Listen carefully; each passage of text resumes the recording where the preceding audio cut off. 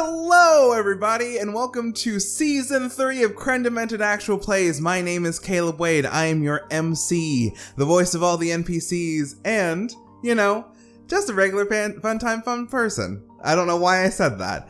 We are playing Kids on Broom we were playing Kids on Brooms. I'm trying to be caffeinated. I am so sorry. We were playing Kids on Brooms for Season 3, Abernathy Academy. And with me, I have 4 lovely individuals who have already passed the vibe check. I will turn it over to them to introduce themselves. Let's start with Morshadi. Hello, I'm Morshadi. You can find me doing things everywhere, but today I will be playing Juan Tlapa, a character from El Salvador who is a reluctant oracle. Didn't really want to come to the school, but he was told to by his elders. Said, if you don't go, well, bad things will happen. So, well, I went. I'll toss it back to you. Axtel. Hello, everybody. The name's Axtel. Hold on, I'm good at this. Axtel, also known as Extra the King. Well, I'm playing Marcus King, which may or may not be his real name, who knows? But who is here to find a place to feel accepted. Oh. Yeah. You might have come to the wrong school, buddy. Starting to figure that out. Lola. Hi, I am Lola, and I am going to be playing Amara, who is kind of a sad little bean, but I mean, they're nice to everyone else. Maybe not themselves. But yeah, so we're here to learn, we're here to have fun, we're here to be safe, because outside maybe not so. They're nice to everyone but themselves. Oh my gosh, mood. Me. Yeah. And last but certainly not least, Anita. Anita, that's me. Hi, Internet. My name is Anita, and I have passed the vibe check. I use she, her, and they, them pronouns. You can find me on Elliot Andrews' production, where I do another podcast called, In the Masks, A New Generation System, with Infinity City. It's great. It's a fun time. That's me. Check me out at Anita the Lesbian on X or TikTok. And that is me. And who are you playing? Who am I? That's such a good question, bestie. Today I will be playing Detroit DeVille, a perfect prefect, a history of magic major, and an all-around cool person. Yeah, that's me. I'll toss it back to you, Kaleb. Oh my gosh, I already love this so much. But every good story must start with a beginning. And even though this is not the beginning of your time at Abernathy Academy, or even the beginning of your last year, this story needs an intro. You feel it all around you. That buzzing on your skin. That feeling of knowing that something both greater and less than you is within your reach. You blink and it's just past your fingertips. You blink once more and you feel it swirling in the center of your chest, like a chaotic response to a question you haven't asked yourself yet, pleading to be unleashed. This is a familiar feeling, as familiar as breathing and blinking. As you breathe and blink and try to understand something that is not to be understood just yet, you feel it right behind you. Something is coming. Something unknown and terrifying and beautiful. The caws and creaks of blackbirds, the decay of foundations built long before you were given consideration for existence. A torch passed from one shaking hand to another that is trying not to shake. There is a hope in the back of your mind, wherever it is at this moment, that it will not be wrathful. This is an unfamiliar feeling, as unfamiliar as nightmares wrapped in the promises of reveries. The world is still so much stranger than you think, and then you know that all of this is coming to an end. And you, yes, you, might just play a part in it. As you open your eyes from a dream shared, but also known to you as something that will make you more alone than you think. Juan, where do we find you? It is September 1st. In a few hours, you are about to go back to Abernathy Academy from your 2-week break in the winter semester. I'm back home in El Salvador, visiting family with my grandfather. He's teaching me just some more divination stuff. I'm in the year and a half that I've been away.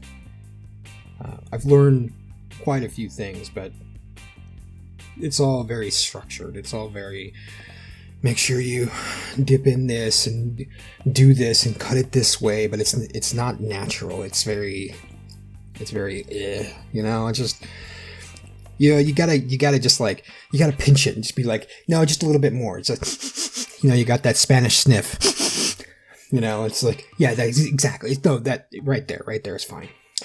That's the true magic of this area. It's how you feel that magic. My grandfather's name is what did I name? And he's teaching me the newest version of the initial divination that I learned, a more stable version, and I'm putting it all together, and it's like a paste, and I'm putting it all over my hands and just all over my arms, and I'm sitting and I can't see anything, and I turn to him and Abuelito, I don't feel anything. He looks at you and he says, wait. And as you take your first breath in after that word is uttered, you swear you hear the caws of birds. But there's something off about it, something guttural, primal, like it is something trying to be a bird. And almost there, but not just yet. Mixed in with that sound, you hear... Actually, first roll of the day. Make me a brains check. Let's say the DC... Let's make this fun. The DC is 10 to get a clear vision. 15 for more information. Okay. Give me that brain check, BB. And this is magic, so feel free to... Oh, well, never mind. You... That is an 18. Yeah, baby. You very clearly hear the sound of a motor, like a truck motor, revving and roaring within the sound of things pretending to be birds. The cacophony of a facade of birds, which I freaked out, right?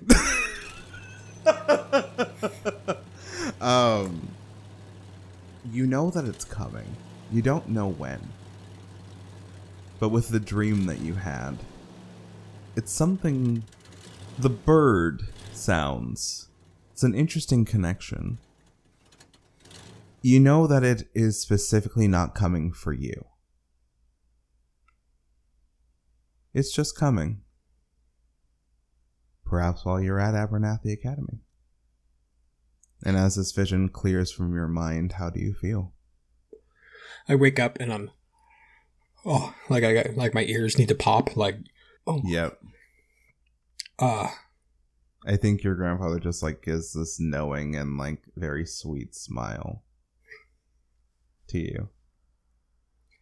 Yeah. I'm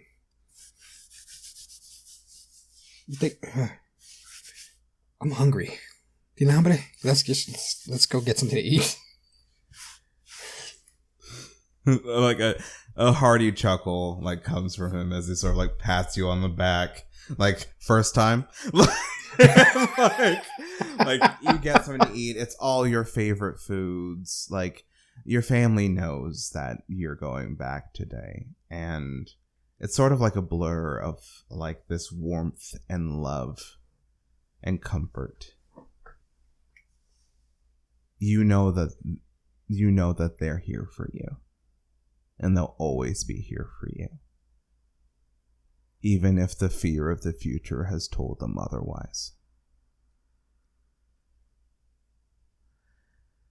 And as you get ready, you pack your bags. Most of your stuff is still at Abernathy Academy because it was only a 2-week break. But you pack your bag. Teppo sort of like hops up to you, looks at you expectantly. I like feed him a little bit of pusa, just like he's like, oh.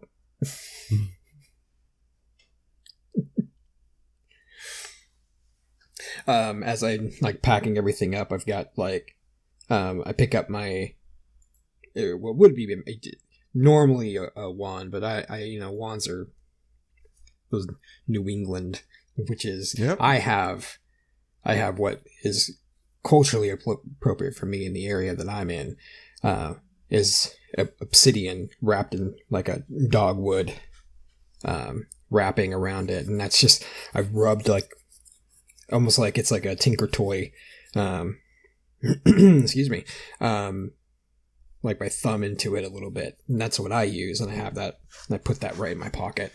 My bag is I didn't bring everything. I just got a little bit, just like a Nike bag that's almost like worn through, but that's everything fits in there. That's enough. I don't need to, because I'm really worried.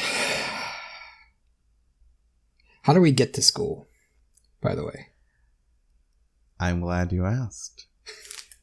So as you stand in the appointed time in the appointed area, a portal opens up to you, in which divination professor Aerith Harvell, a black young man of around like 25, with sort of like very loosely curled, sort of auburn orangish hair. Like it's loose. He's got sort of like thin, sort of like ovalish glasses. It's kind of clear that he's from the Northeast, so he's got like a light jacket.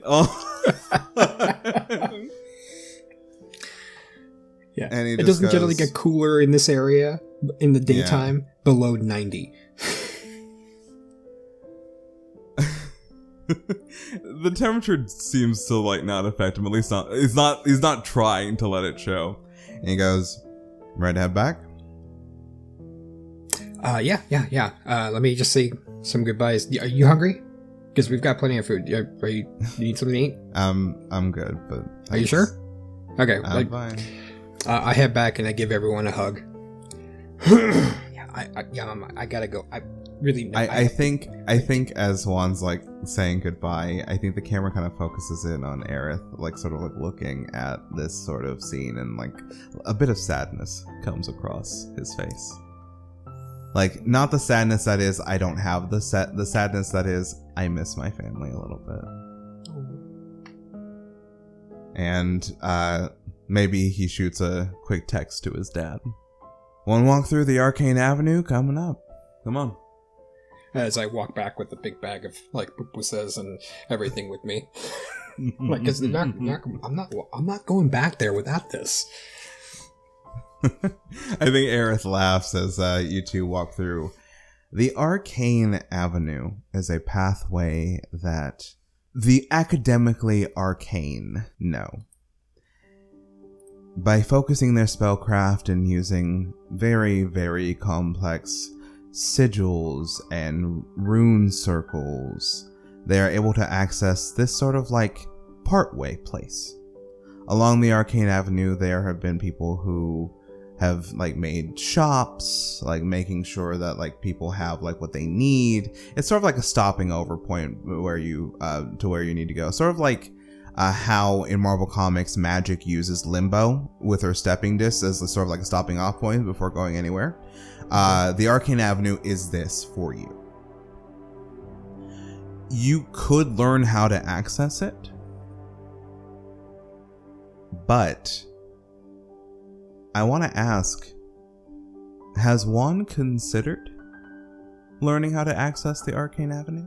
Oh, absolutely not. Nope. I'm very much a person and a magic user of the earth, and like being not in any way touched or grounded to some part of the earth is unnatural to me.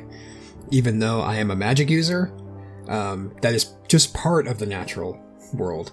Having to take this kind of method of travel, I feel like I'm disconnected, and it's very disconcerting. It's very awkward.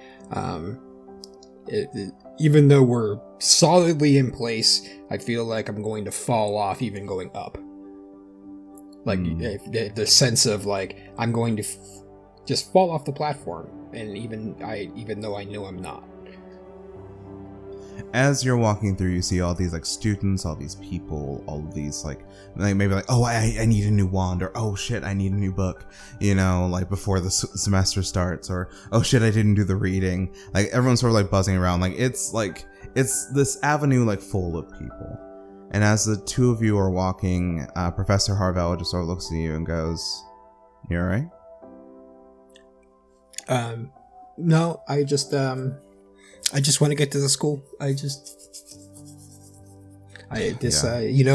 bothers me. I really wish there was another way to get there. Well, there are other ways, but they aren't allowed.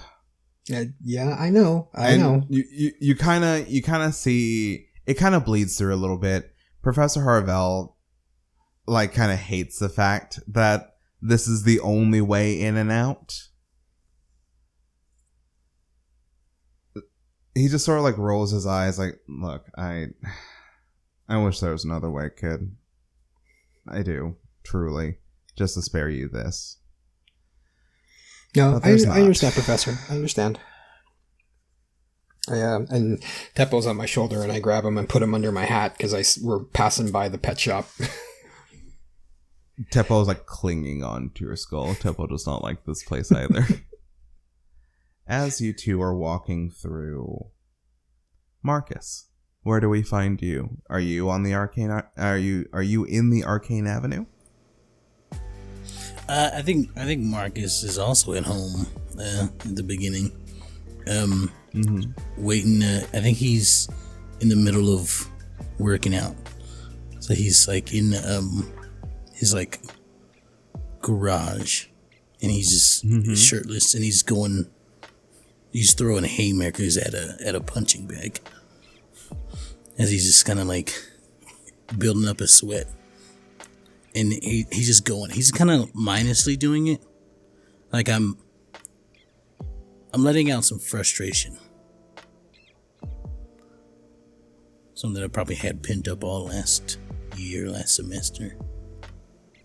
You know that certain students are not allowed at Abernathy Academy. It is not a matter of heritage. Well, for most cases. It is a matter of where, quote unquote, their magic comes from. Those who focus on the natural world, those that are empowered by celestial or infernal patrons, those who use more of their charm and inner strength and inner will to cast their magic, people who draw their magic from their bloodlines. They're not necessarily allowed at Abernathy Academy, much to the chagrin of literally many, many people. And so you've had to hide yourself. You've had to hide aspects of who you are to learn more about who you are. And ain't that fucked? So as you're venting your frustrations, you get a text on your phone.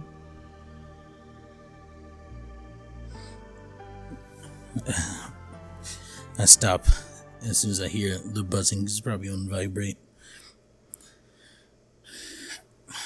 I like start to unwrap my hands as I pick it up. You see that it's from Pyrrhus. And it says, I'm thinking of getting some pastries from that one shop on the Arcane Avenue. Do you want anything? Yes. There's a big grin on his face as soon as he sees who the text is from. But then he's like, yeah, sure. I'll take some. Yeah, I'll take whatever you get. You always have great taste. Okay. And it's like the cat smiley face. He sends back the like smiley face and a purple heart. You know this about Pyrrhus. Anytime Pyrrhus sends a heart, it is they send 3, yellow, orange, and red, to symbolize a flame.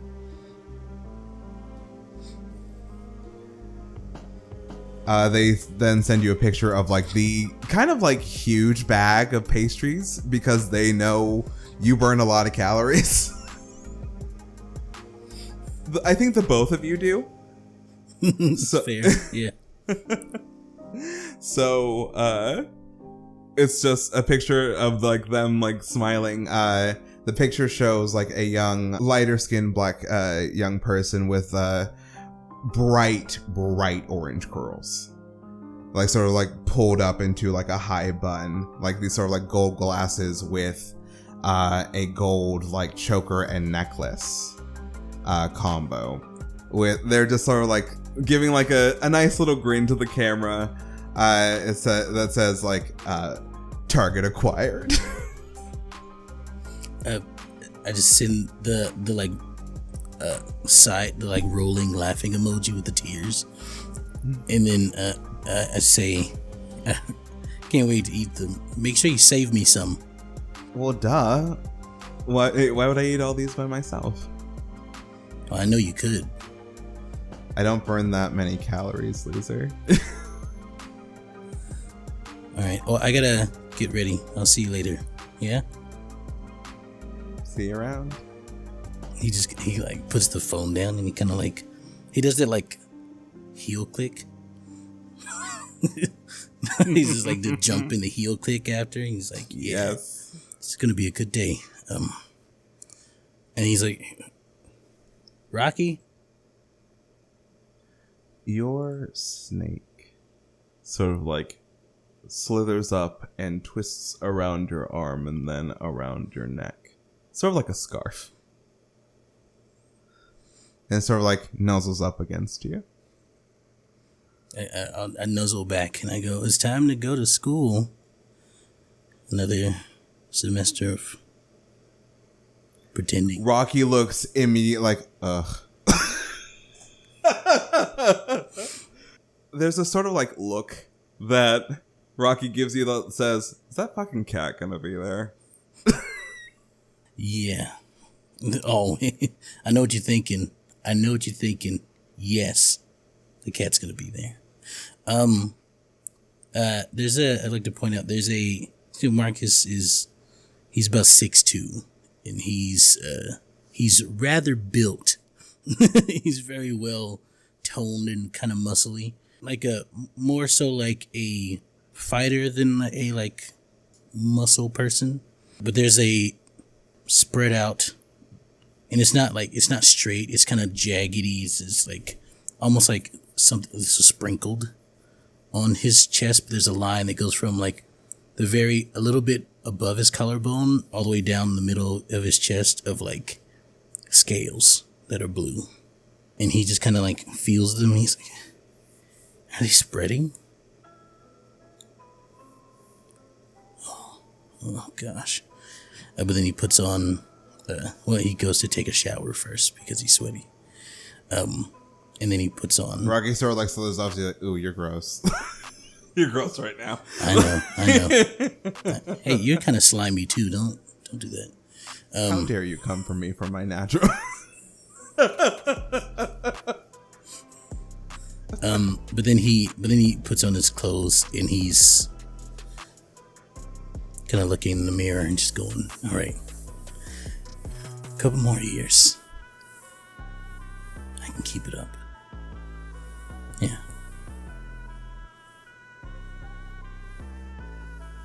As you say your goodbyes and go to the appointed place at the appointed time, the portal opens and it's ready for you to step through. I do. As you step through and walk into the Arcane Avenue, you're sort of like walking by yourself. You look at all these people, all of these students and professors and wizards. How do you feel? Foggy. It's like going from home where I can just, let loose, let my hair down, so to speak. And then coming here where I have to hide. It's like there's a mist that surrounds only me that no one else can enter through. They can walk up to and I can communicate with them, but I can't let them past. And as this metaphorical mist starts to surround you, you sort of look up. You see a bright ray of sunshine. Pyrrhus is walking out of the patisserie. Marcus, hi! Hey! Oh, you look happy. Well, yeah, I see you. They walk up. They're sort of wearing this sort of like, it's winter and it's kind of cold in the Arcane Avenue, but they're just in like, that Pyrrhus runs very warm. They're wearing this sort of like button-up t-shirt that has a phoenix-esque pattern on it. It's very maroon with like rolled up sleeves and like this sort of like long like black skirt and boots. And they sort of like walk up to you and like have pastries. Oh gosh, give me. Yeah. Oh yeah. I just like, if they hand me the bag, I like open it and just like take one out and just put one whole piece in my mouth, just the whole thing. And he's just like, oh, hold on. Oh, that's so good. Oh, thank you. So I got a lot. Yeah. How have you been? I was okay. I got to go to Egypt actually over the break. Egypt. What'd you do there? I visited some family, I have a cousin who's cool. a necromancer, actually. She used to live out in Haven Rock, Washington, but I think she kind of moved away for college. Necromancy. Yeah, she doesn't try to make a big thing about it. That's fair. That's fair. All right, that's cool. I was just in the cabin at home most of the time, hanging out with Rocky, which He's somewhere. I think he might be in the bag. Rocky sort of like pokes out of like your jacket, like, and if there was a musical sting, it'd be like the start of the Cowboy Bebop theme.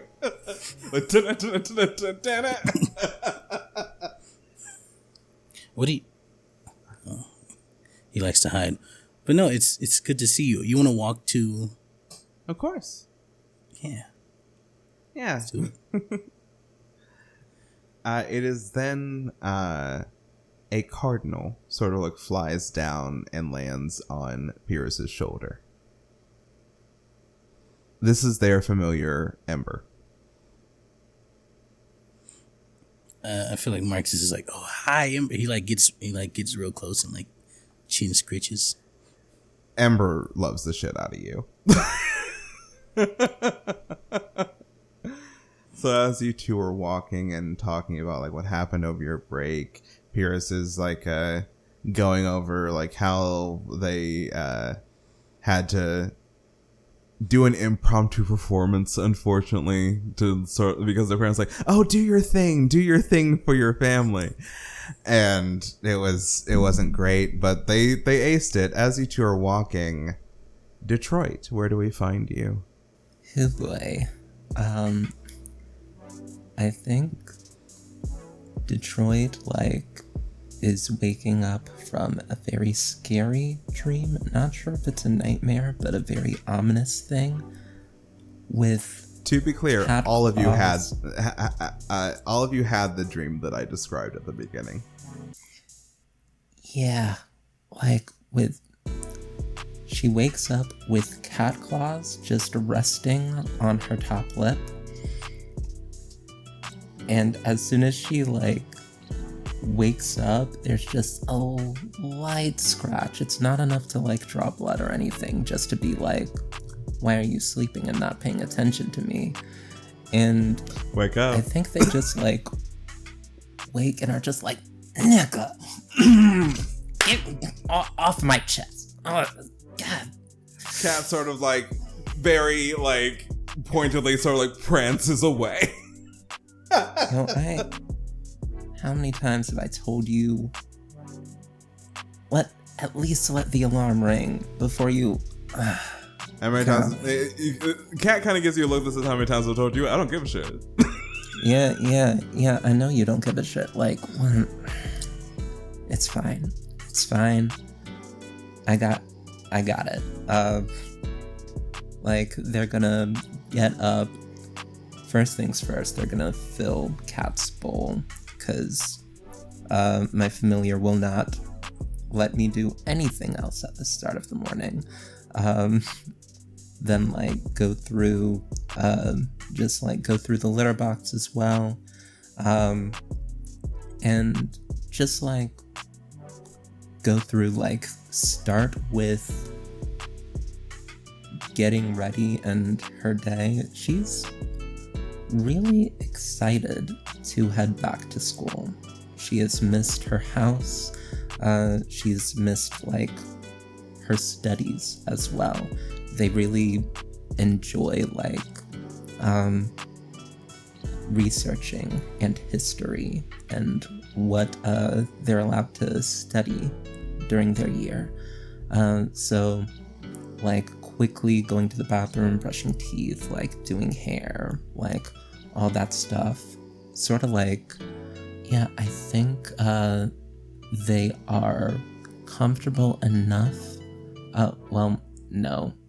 I think they would, like, grab all of their stuff, like a backpack that they packed the day before, their broom, which is, like, slung over their back with, like, a little bit of a blanket folded into a pouch, like those old, like, train hoppers back in the day, those old stories. And, like, goes downstairs.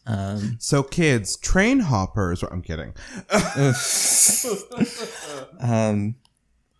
Like, goes downstairs, gives their father, like, a peck on the cheek, promising to text when they get there safely and, like, make sure to, like, can we text people? Like, we can communicate with the outside world while we're at school, yeah?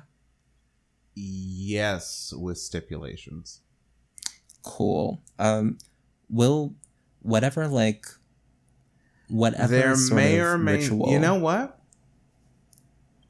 Roll for me a brains check. Difficulty of 12.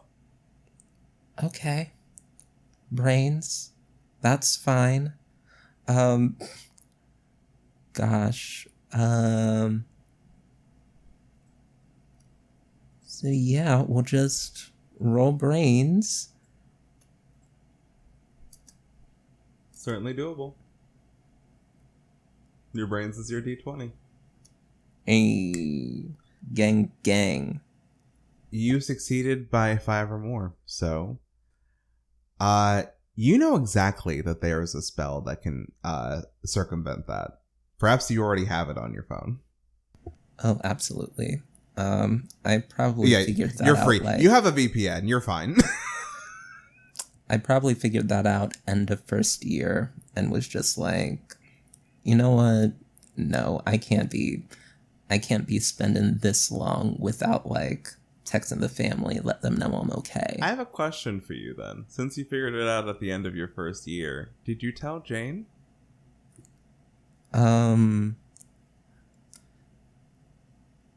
I guess that depends. If I'm sure that it's come up at some point, and, like, knowing that Janie's sister is, like, away, would definitely have offered to be like, hey, you want this cheat code? I think that Detroit has offered to all of their friends that they think would be able to use it. I think Jane was like, only because I wish to speak to my sister more often. Of course. God. I'm so sorry for the accents that I'm going to be using today. But no, quick peck on the cheek for Dad before running out the door. And as you run out the door, your dad's like, remember to call at the end of the week. Send pictures. Of course. Yeah, like, I have the ability Psychic Link, so my cat can actually talk to me inside of my head, and it's probably, like, being like, Cat's probably like, why aren't we flying where we need to go? And we're on a fucking crowded city street right now. Why are you on the ground? You fly everywhere. Like, we are on a crowded city street. This is North Avenue. That's Calm not down. my problem. We'll get You go through avenues all the fucking time. We will get to an alleyway, and we will go to the rendezvous point, and then we can fly all year long. Okay? It's 2 weeks, my guy. You gotta let me live. You gotta let the other familiars live as well. I think not. You can't be doing this all the time. What I gotta do is stay cat and die. That's all I gotta do. Okay, we can play this game. But if you got to stay cat and die, then I got to, I don't know, put a magic cone on your head or some shit. I will look up that magic. Don't test me. That's animal cruelty. We finally make it animals? We finally make it to an alleyway, and the I'm portal just like, opens. Get on, cat. And we sort of like fly. We sort of like get to a point where we can fly like high enough so it's like out of like eye view from most of the people, as long as we're like not dipping down too low or not like being too flashy about the flying.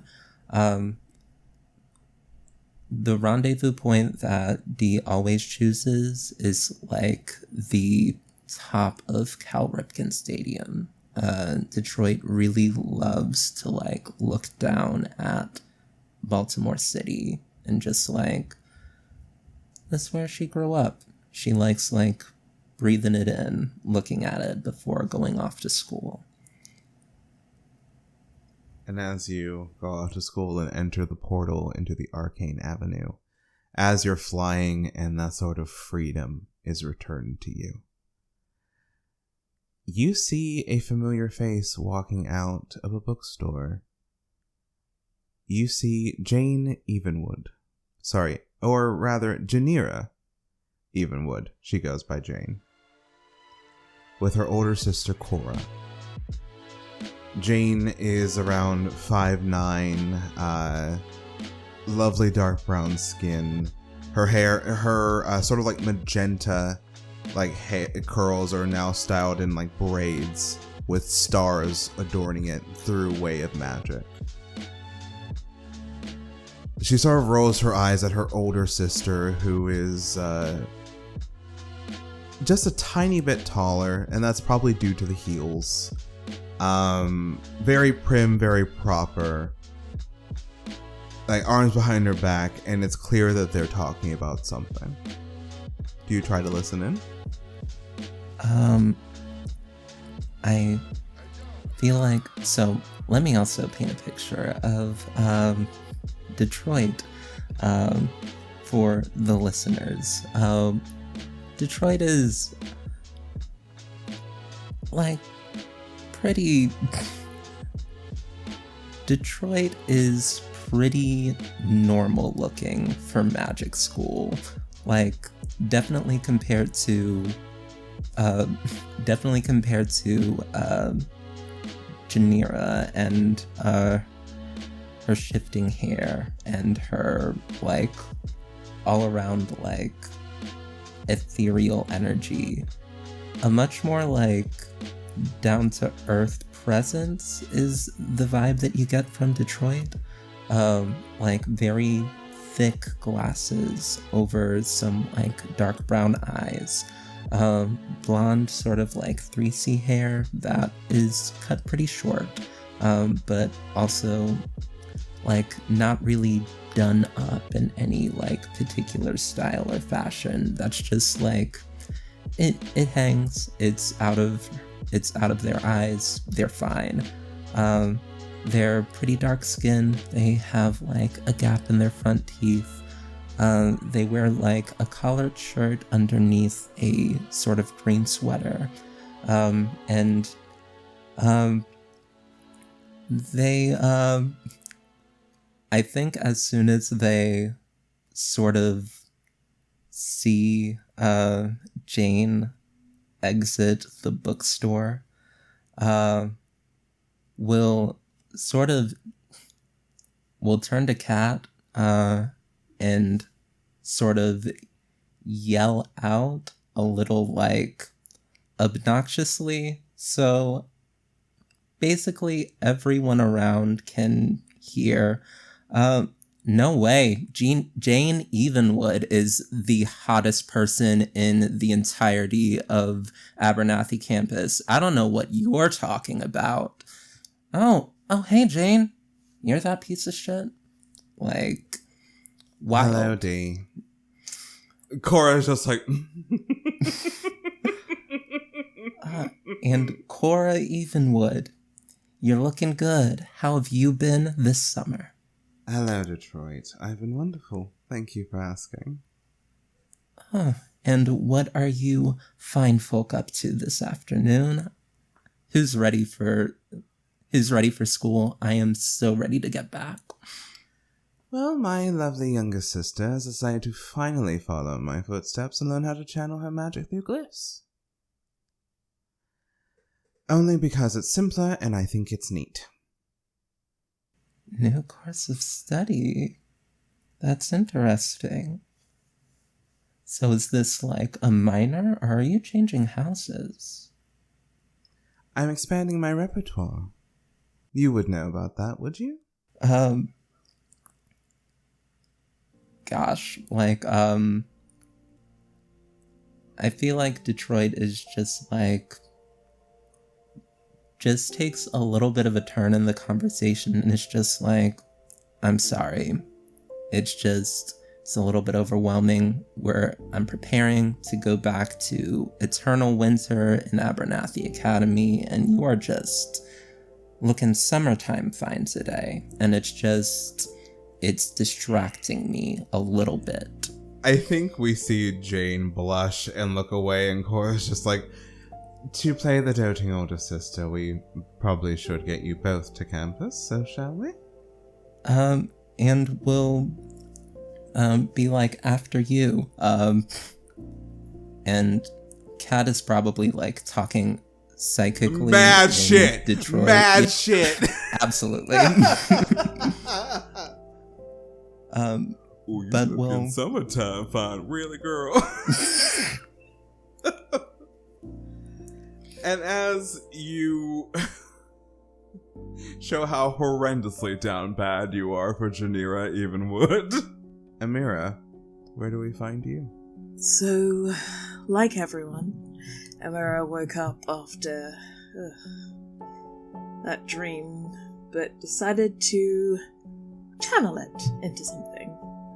I mean, their dorm room, or, well, the room that they have, it's kind of been covered in art most of these 2 weeks.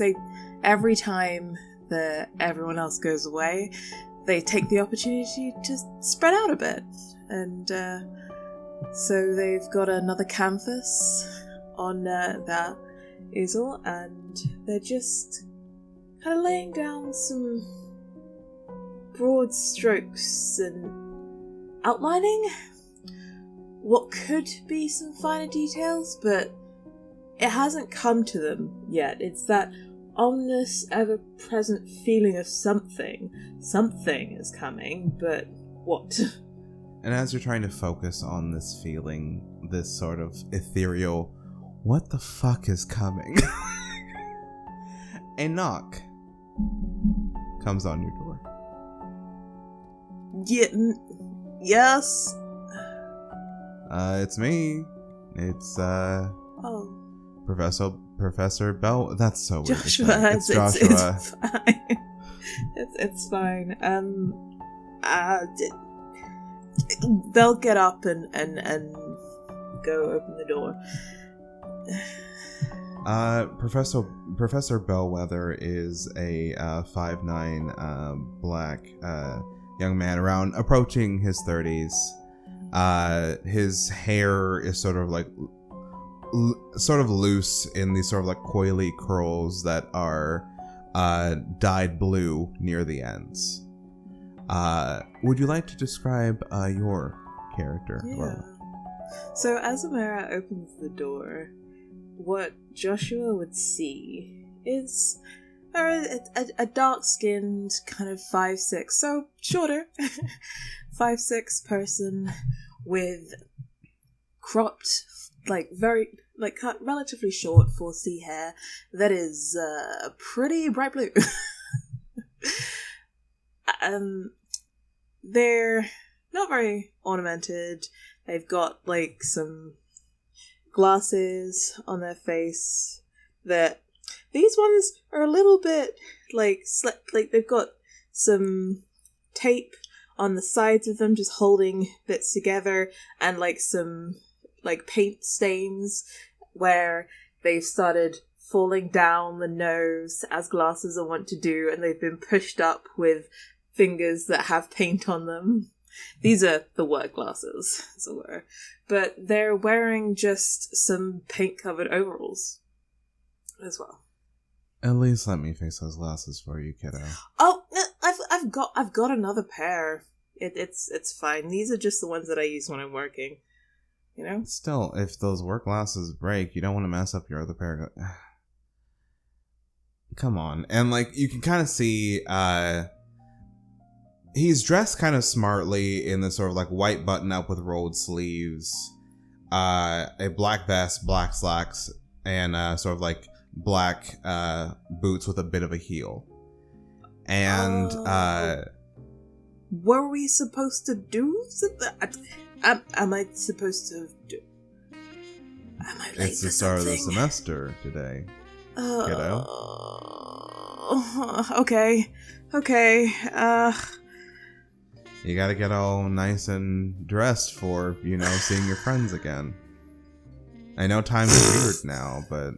Okay. I'm sorry, the glasses are bothering me. Let me just, Skiff, it's Cellsock. And as this incantation leaves his lips, the tape around your glasses sort of like unfurls as your glasses are repaired. Thanks, Joshua. It was unnecessary, but appreciated. Well, it just means you get to add more tape in the future. True. The amount of times that I put these down and then step on them with everything else. Yeah, is there a... I'm assuming at this point they will know some kind of spell just to kind of tidy, put their stuff back together instead of it being sprawled out across the room. Ooh. You're wanting to use a spell?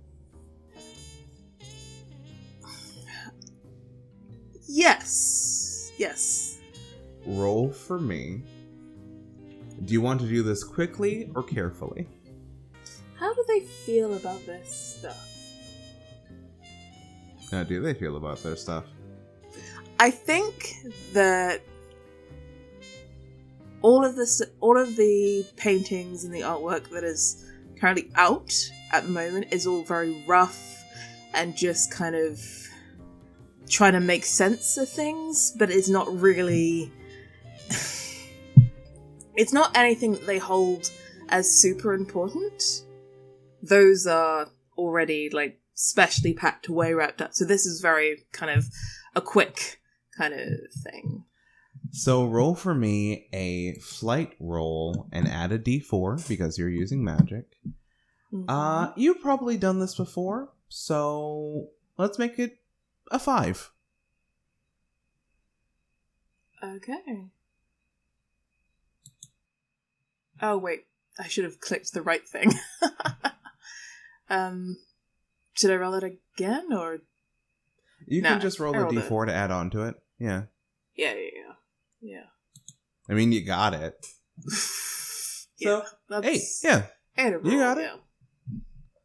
So, very quickly, what does your magic look like as it furls out?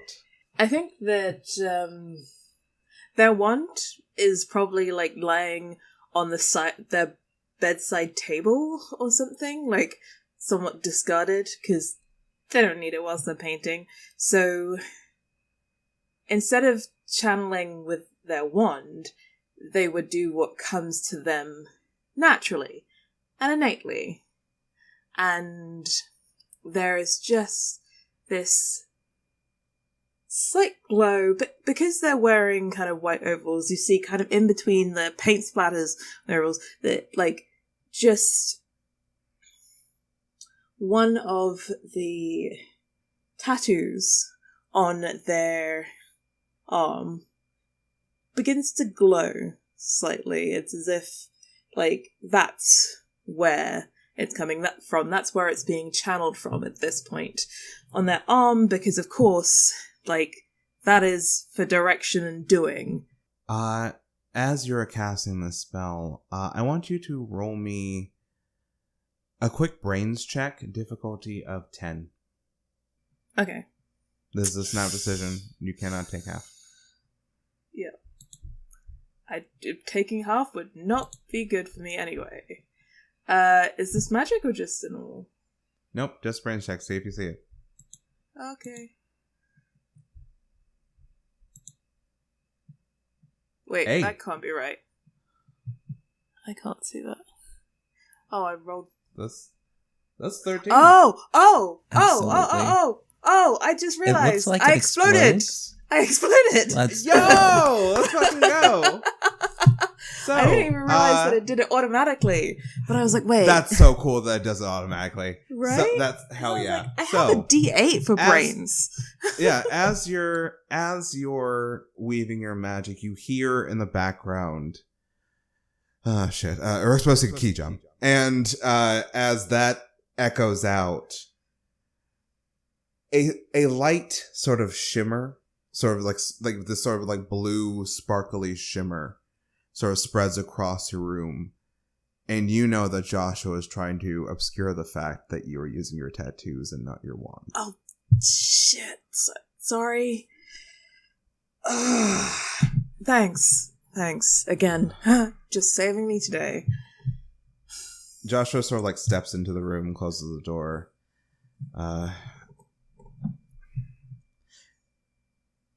It comes to klart. It habe. And the blue shimmer sort of thickens a little bit. Look, I know that I've told you that this is important, that you should do what feels natural to you. But that doesn't change the fact that we're all under scrutiny. We're supposed to do magic one way in this place, and though you know I hate it. I know. I get side-eye for even using my incantations. Even when I say it's just a focus. I know. I need to be more careful, because it's just... Yeah. Hey. And Joshua sort of like places his hands on your shoulders. You're amazing. I hate that this place has told you that you're not. There's kind of a slight sheen of tears in their eyes, and they don't say anything back to that.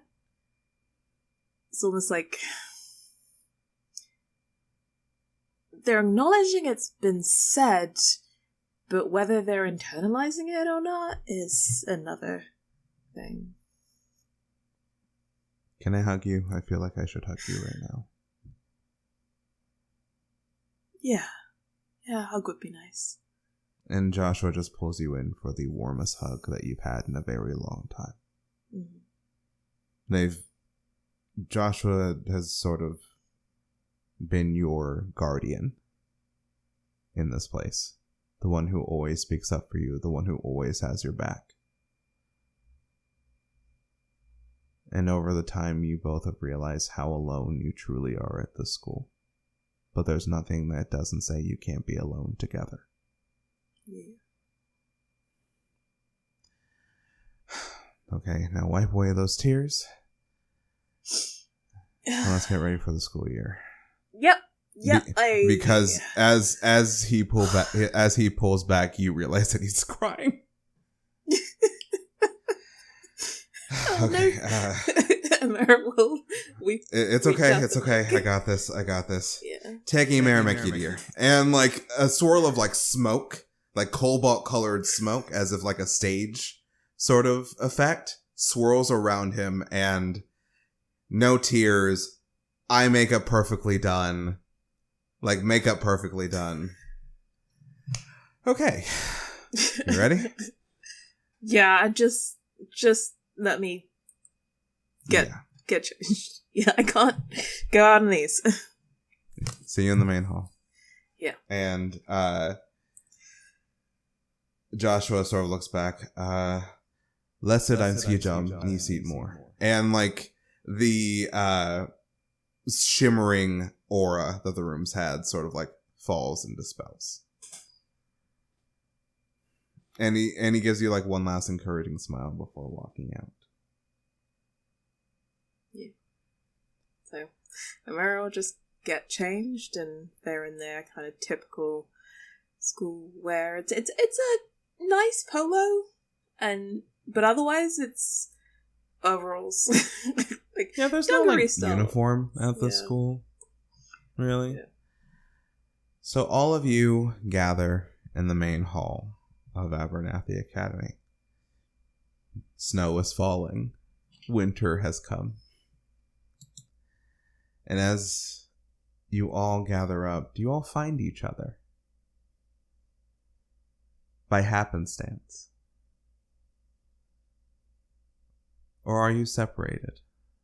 Upon getting onto campus, Dee's definitely going to look around for specifically like the members of their house, just to be like, do the prefect thing, welcome people back, like greet the members of their house with a smile, because it is important to her that like something about this place is welcoming for like people coming back. But I think that like y'all would probably definitely see Dee and Kat like flying around. Like Dee's probably like a little bit above the crowd, just being like hey Josh, it's good to see you. Like yo, what's happening, Chip? Like great to be back. Like, you keeping your grades up? You done the summer project? Yeah, like all of that. Yo, D, what's up? Hey, D.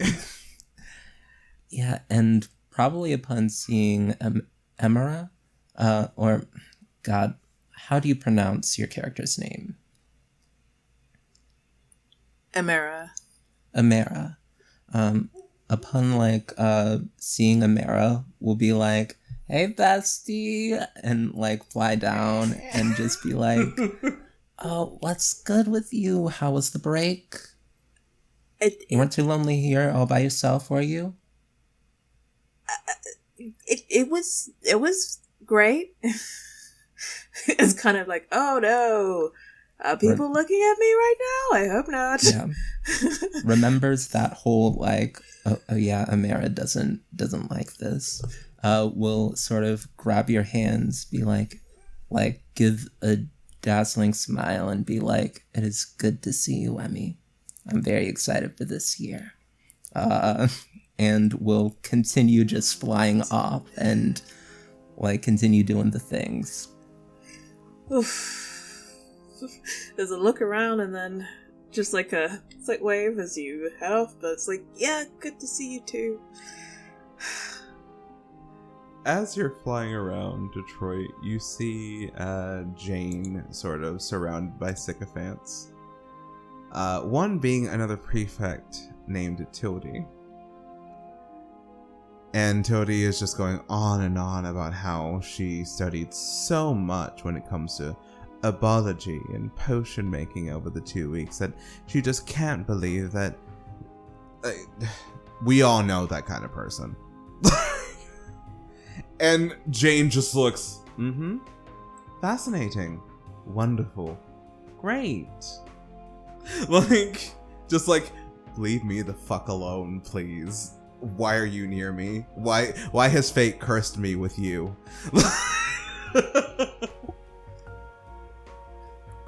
Vibes. This is like, it feels like, yeah, there's a group of prefects. Detroit will swoop down and sort of insert herself into the conversation and just be like, her name was Tildy, and just be like, hey Tildy, how was the summer break? Oh, it was fantastic, Detroit. That's wonderful. I learned so much over the last 2 weeks. So great, so wonderful. You've like got all the prefect stuff ready for like the annual like meeting of the first week, right? Of course. I never miss a beat. And then Jane is just like, never, That's interesting.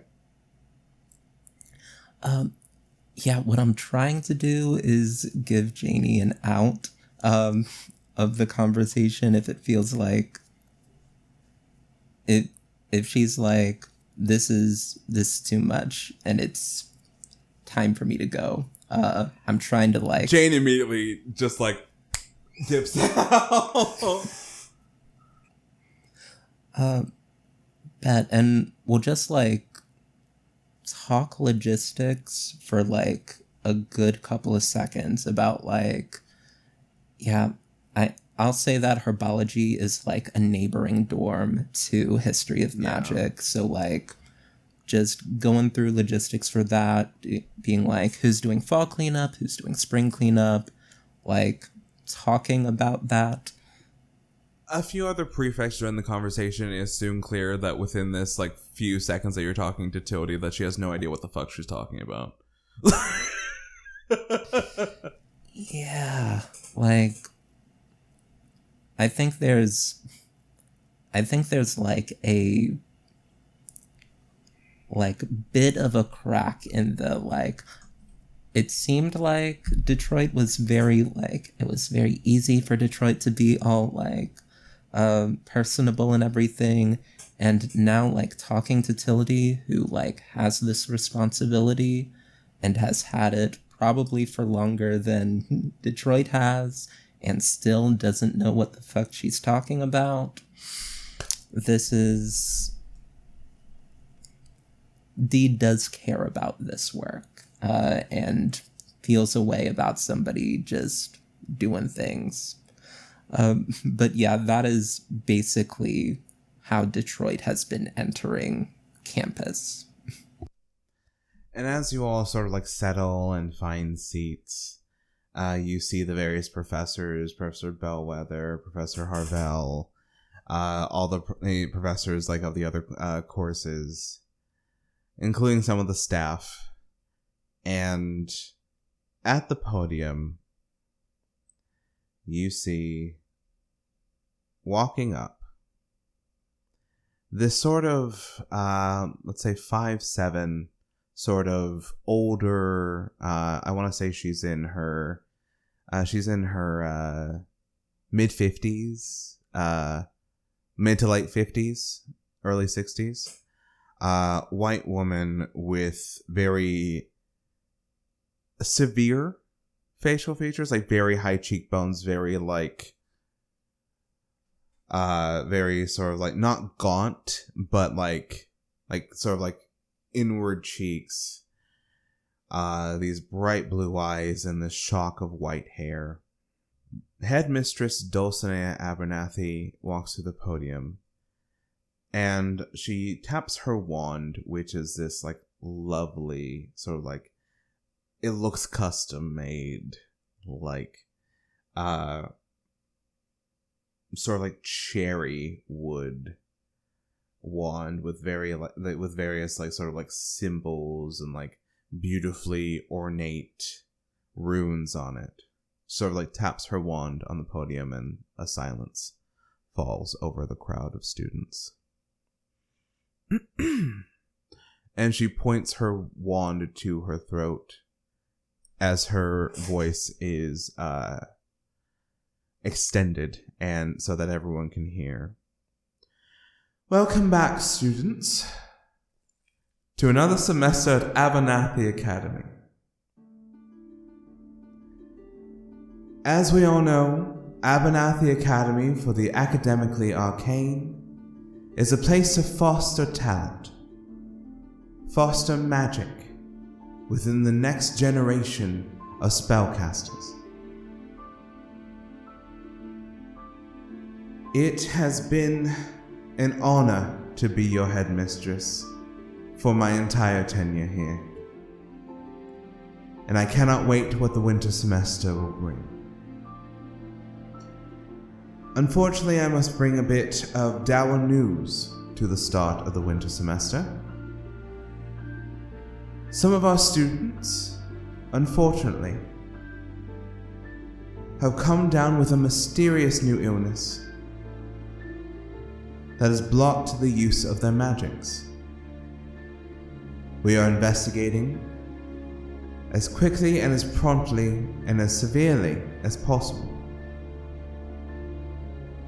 to help combat this mysterious event and threat, all students will not be allowed out of their dorm rooms after dark.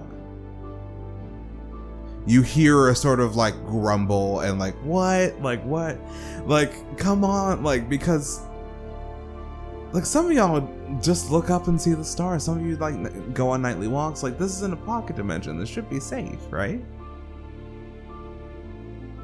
She taps her wand once more to silence the crowd. But fortunately, that is the last of the down news, as at the end of this semester, a rare astrological event will occur. The Abernathy moon will rise above Abernathy Academy. This is an astrological event that affects even us in this pocket dimension.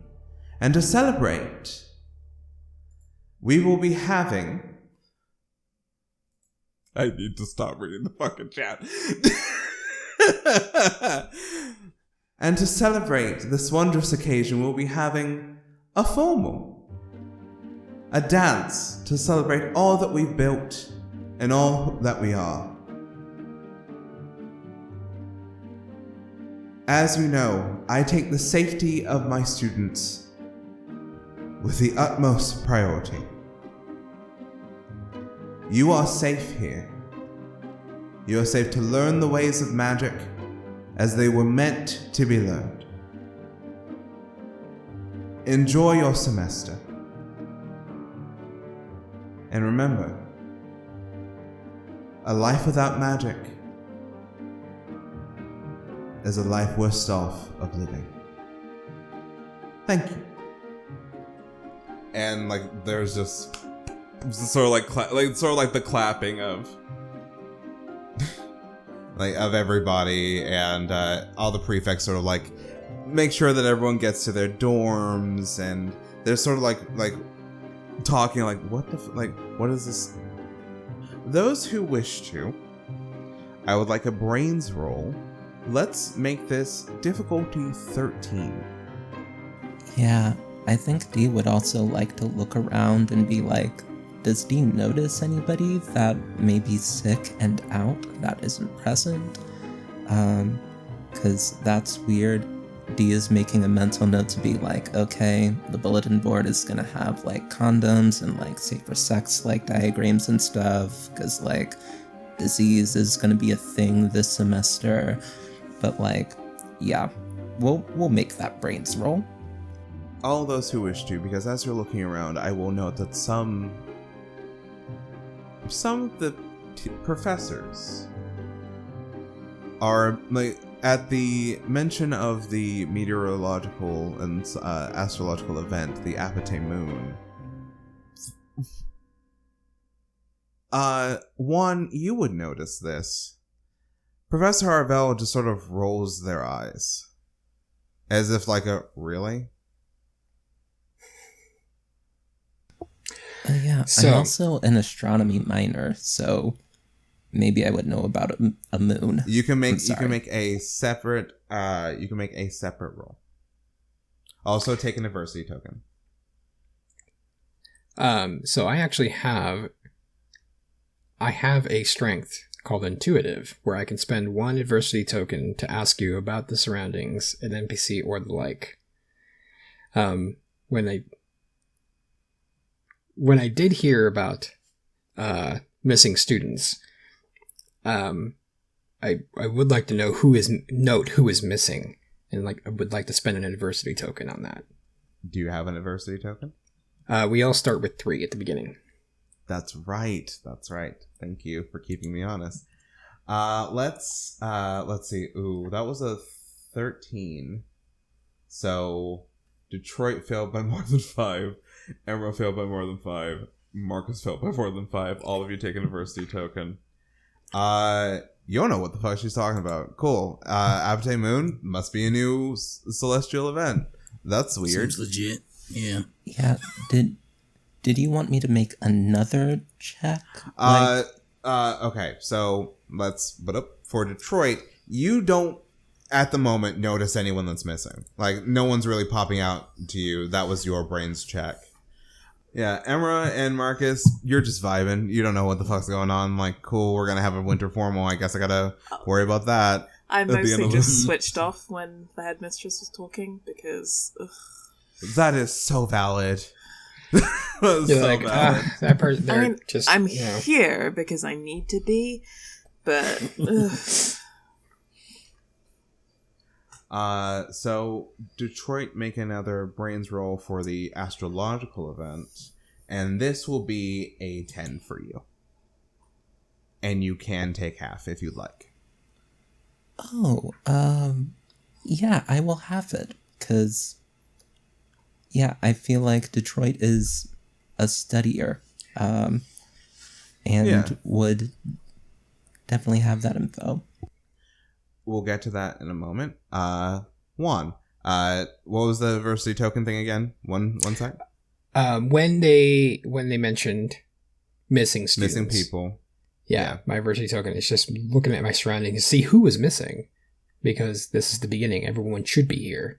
Mm-hmm. So I wanted to notice who was missing from the group. Mostly some herbology students.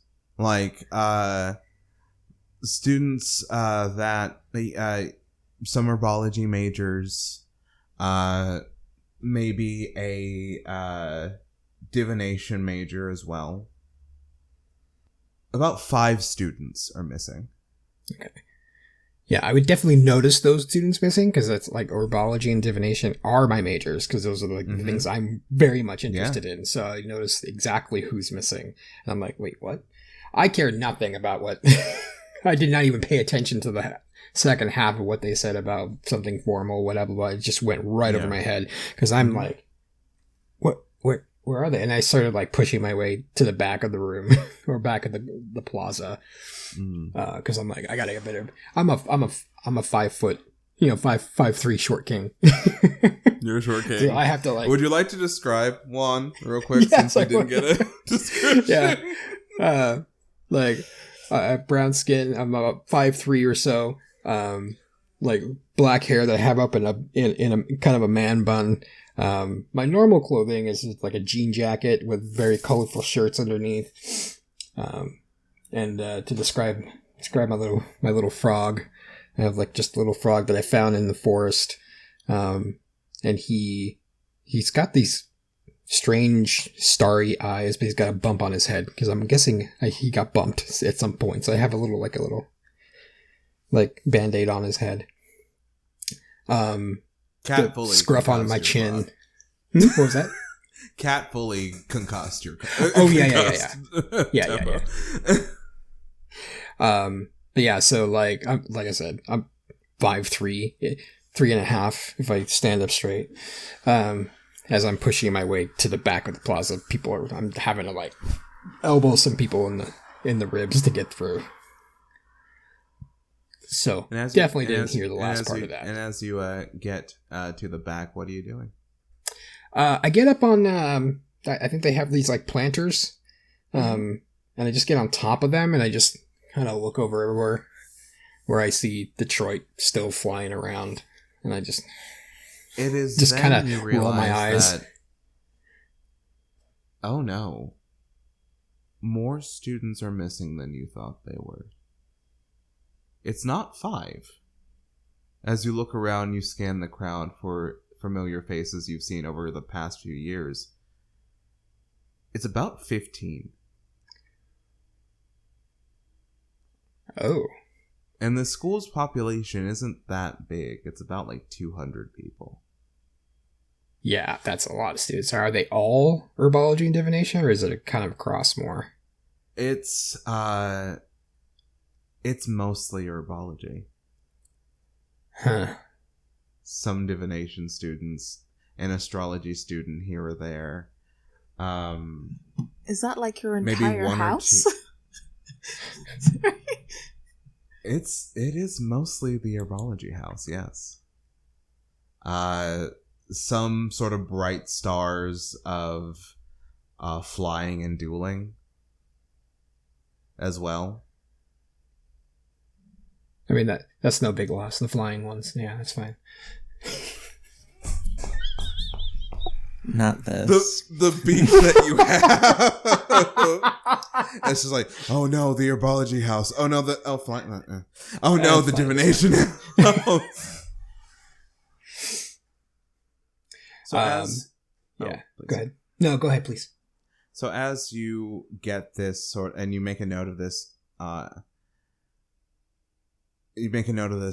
in your head, you see one of the professors walk up to Headmistress Abernathy and sort of like whisper something into her ear, and you catch this because you're like looking around and scanning, and everyone else is sort of like trying to get to their dorms.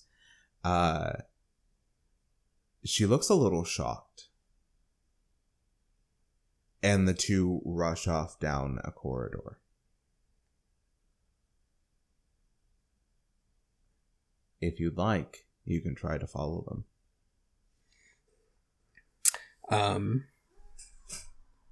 I think I will. I think I will duck around into the hallway and run after. Let's say did they both go in different directions or the same direction? No, they're in the same direction. Okay, yeah, I'll duck and follow them. As Juan passes Detroit, the camera then focuses on Detroit. No, even with that unintentional roll, you got it. It's a 10. So, you know damn well the Pate Moon is not a fucking thing. You have never heard of that in your fucking life. Okay. There's a lot to think about right now. I think mostly she's like giving the other prefects like the black people look of just like, we're gonna like get together and get this like 4:00 curfew thing overturned. We're definitely getting this 4:00 curfew thing overturned. And like the prefect of the herbology house, whose house has been doing something, is like, oh yeah, we're gonna get this overturned. I think that like the one house that she's not really looking at for, because in Detroit's head, it's just like, oh, so herbology wasn't taking care of their house and like everybody got sick and now it's serious. Gee, I wonder whose fault that is, Tildy. Exactly. It's that, and then it's like, okay, and then it's like Detroit thinking, I need to talk to the healing majors. I need to talk to like people that know, like, that can tell me more about this disease and like tell me how I can like present this to my house. And just be like, okay, this is how you keep yourself safe. All of that. Because like, if we're handing out condoms, if we're handing out face masks, if we're handing out gloves, we're doing what we need to do. Because, yeah. But it's just like very upset at the whole like, oh, like, isn't upset, but it's like now on a mission of just like, okay, the administration's doing some bullshit again. Now the prefect's got to step up. Marcus, as you are being ushered off to your dorm, you see Pyrrhus sort of like walk up to you because though they are a cultures of magical creatures major, the houses of defense against harmful magics and cultures of magical creatures are very close to each other. And they go, something doesn't feel right. What do you mean? I mean, yeah, the whole ball thing or whatever sounds a little weird if we're not supposed to go out at night. But what do you mean? I don't know. Just something. I'm no divination kind of person, but just something feels off. At that, I just look around. Would I see Juan Like running. One, make a flight roll real quick to set the difficulty.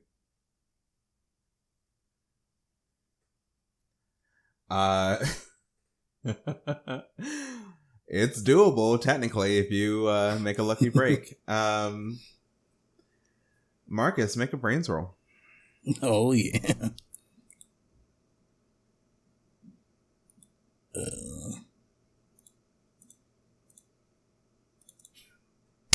So take an adversity token. You would be looking out for one in a normal situation, but Pyrrhus is right in front of you. He just goes like, I'm sure everything. He like puts a hand on their shoulder. I'm sure everything's gonna be okay. Yeah, I don't know. When I get anxious, I feel like I'm gonna. I don't like knowing, and I just want to make sure that everyone's okay, and that if I have to, I can protect people, and you can sort of feel your hand get warmer and warmer and warmer as the gold of their necklace sort of like starts to get a bit red hot.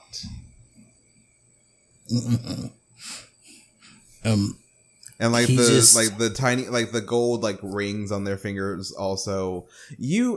Pyrrhus explained this to you before. Their magical focus is their necklace. And the rings accompanying it. So they do not use a wand. However, because they are incredibly talented with fire, they needed a metal that can withstand how hot they can get. Mm-hmm. So as they get like heightened and anxious and excited, they don't really burst into flames, but the metal sort of like starts to get like very bright and superheated. Got you. So I will just from the hand that I put on their shoulder, I will slide it down to the hand and like grab it. Hey, hothead, calm down. Oh, it's okay. Sorry, I kind of let. And without even thinking, they sort of like intertwine their fingers with yours. I'd let it happen. I wasn't thinking, huh? Or maybe I was thinking too much. Yeah, you tend to do that sometimes. Well, I'm glad you're here to pull me back down. Always. I stay cool. Sorry, that was corny. Okay. Here, I'll walk you to your dorm. Yeah, of course. And there's a moment, and Pyrrhus sort of like looks down and sort of blushes. Are you gonna let go of my hand, or? Oh, do you want me to let go of your hand?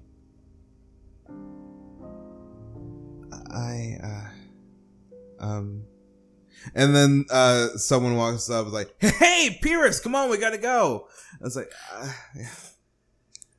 Right, sorry, I gotta. Yeah. See you later, Marcus. And like just like that, their hand slips from yours. He like, no problem. Like, as they like walk away, no problem. Just gonna go over the. And he like does the finger guns. Just gonna go over there. Oh boy! And he just like turns around and starts walking in a direction. So we follow one as make another flight roll for me to see how sneaky you are. I did not say the difficulty. I did not say the difficulty, so I will allow you to roll it again. Roll let's see, you are let's make it a 13. Yeah, let's make it a 13.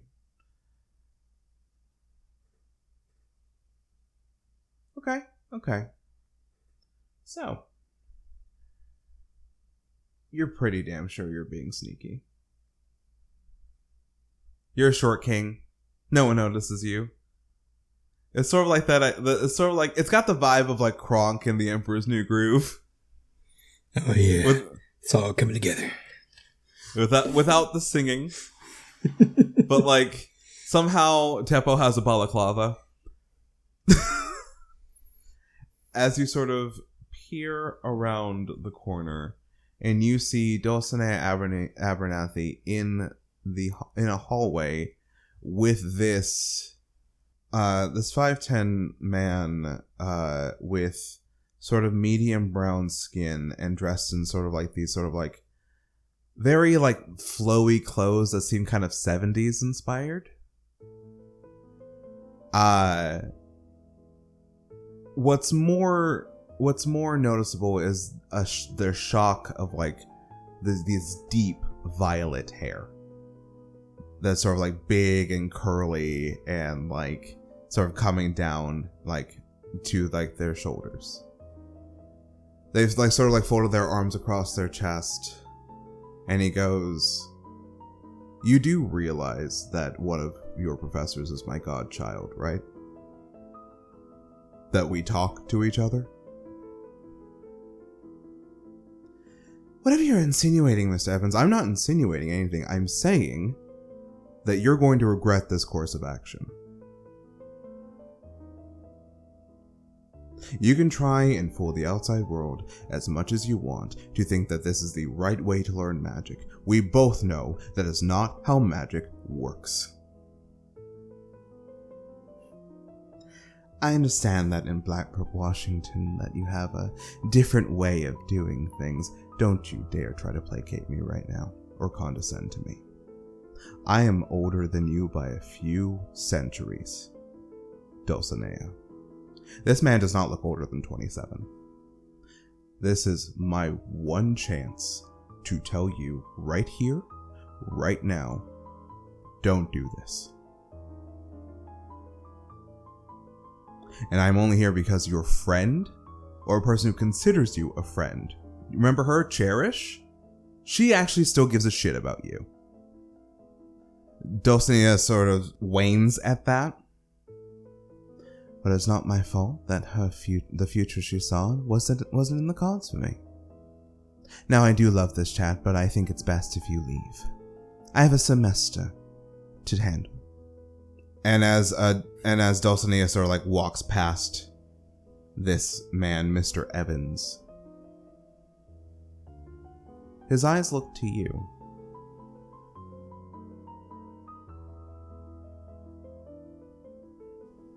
Well, isn't that hi. interesting? Hi. I was just going to the bathrooms. Mr. Evans? Do I know Mr. Evans? No, you don't. Okay, Mr. Evans? Yeah, I was just going to the bathroom. I just caught the end of the conversation. And Mr. Evans sort of looks at you and then seemingly looks past you, Juan, and just says, "Is that really the lie you're going to have him tell, Moshadi? That's interesting." Yeah, bathrooms. Yeah, sure. I get it.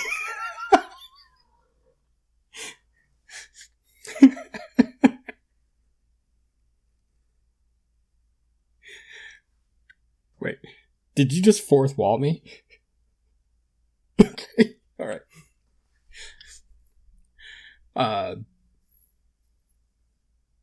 Yeah, that was odd.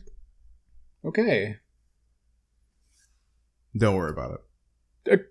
Okay, yeah, I won't worry about it, I suppose. I'm not a professor here. I'm just an emissary of an old friend of the headmistress's. I didn't think she had friends. Ever. With her attitude, she doesn't. Yeah. She used to.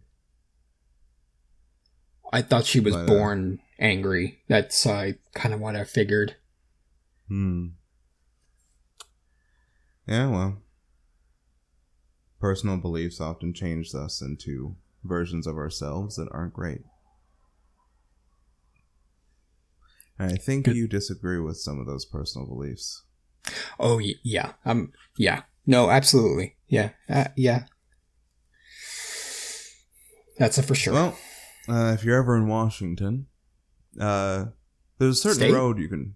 Yeah, Washington. Oh, okay. If you're ever in Washington State, there's a certain road you can drive down. Turn your radio on to like 105.3. You'll hear me. Okay. I'll try to remember that. Oh, don't worry. You will.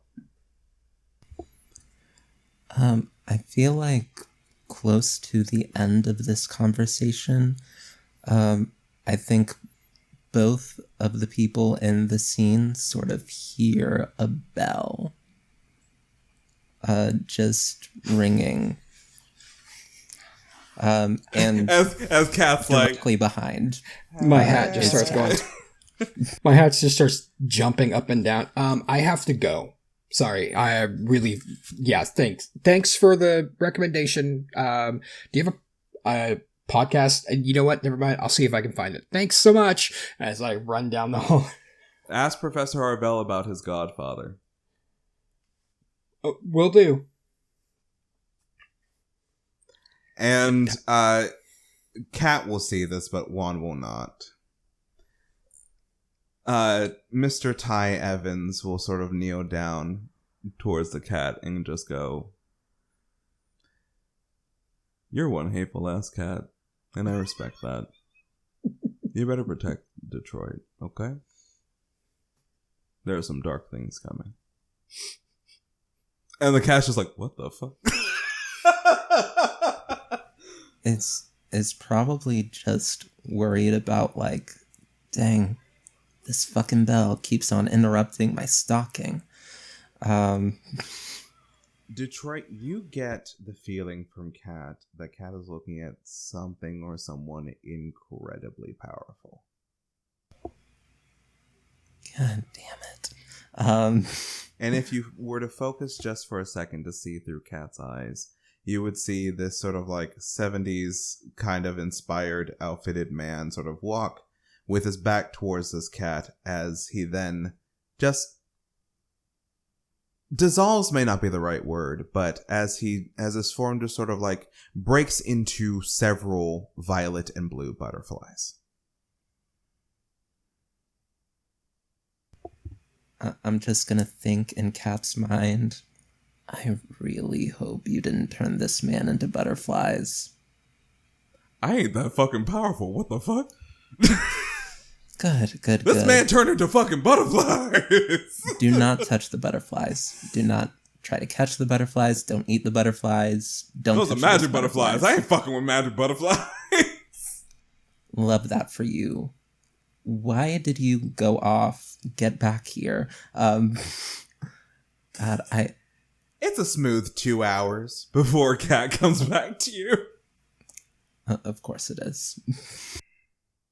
And as you all settle into your dorms, the night passes. And the next day, we were in Defense Against Harmful Magics class.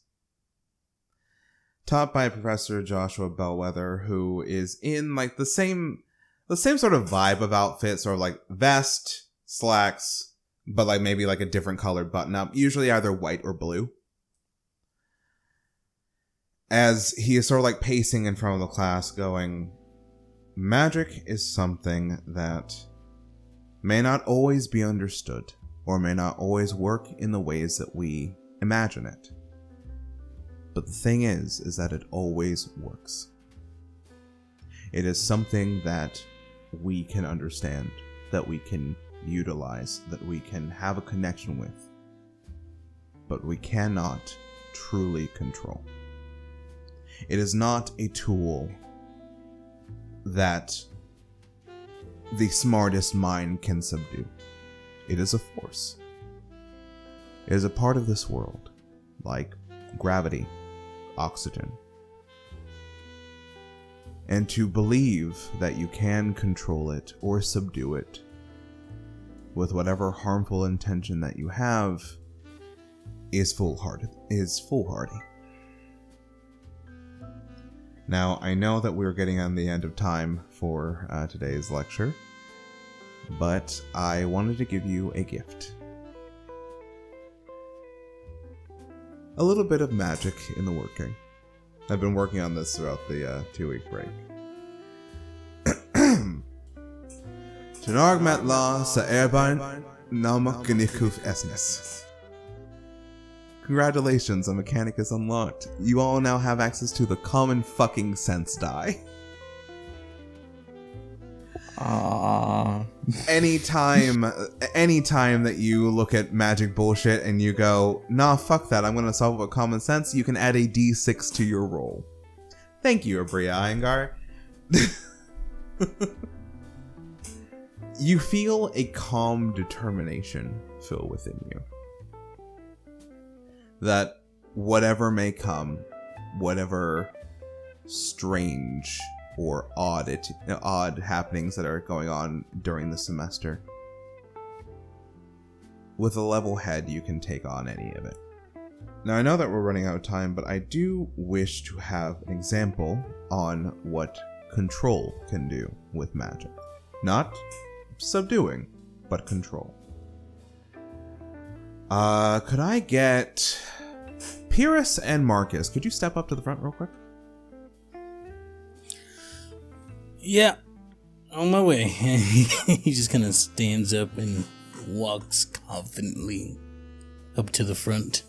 Pyrrhus sort of follows. They're in this sort of like long, kind of warm, sort of like, it's not like a summer dress, but it's like a summer dress that's been sort of like tailored to fall, even though they're already warm, with sort of like these patterns of like golden flowers against a red background. The color palette is fire, everybody.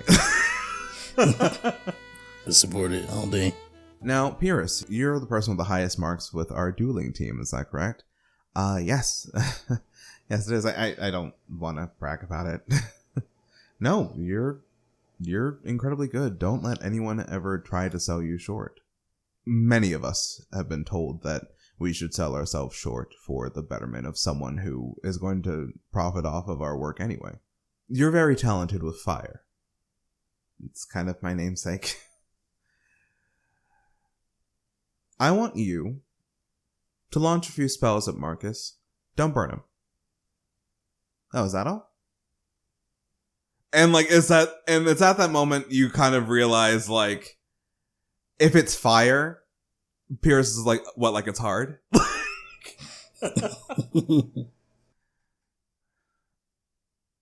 Pierce sort of like looks at you, Marcus. Don't be mad at me, okay? Never. Hit me with your best shot. You're gonna wish you didn't say that. I'm scared now. I spread my arms. There's a large space, like, in the classroom, as Pyrrhus sort of like looking around and sort of like that, you can kind of see their eyes making like a pathway around Marcus. And for those who have seen Pyrrhus duel, you know exactly what is about to happen. For those who haven't, Pyrrhus starts to spin and dance and like leap, like in a circle around Marcus. Fingers weaving complex invocations and runes. Detroit, make me a brains roll. So I am there. Okay. This is probably just like general ed, like one of the core classes that you need to graduate. Defense against harmful magics is a core class. So true, bestie. Let me roll this brain checks to see if I can see what's going on. What is the... Give me a 14. 14 brains check. Yeah, I don't know nothing about no defense against harmful magic or dueling, but it's fine. I'm gonna roll this 14 and it's gonna be great. I'd like to note that Marcus seems entirely fine, like with what's happening. Like there's 100% trust. here as he just is. He looks like he's also kind of like very Kind much in trance, admiring. mayhap? Yeah, he's very much admiring the fluidity in the like beauty of the like sort of dance that Iris is doing. Yep, King's down bad. That's what my brain check got me. Yeah. You rolled a 16. You got it. These are everyone knows how to throw a fireball, right? Everyone knows how to like summon flame, to light a candle.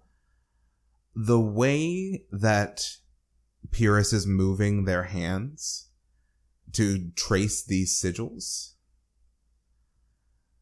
these are actually complex workings of magic to make sure that the fireball is miniature, that it will expand on contact, that it will like you sort of like trace with your eyes and you go, oh fuck, has Pyrrhus been at this level this entire time?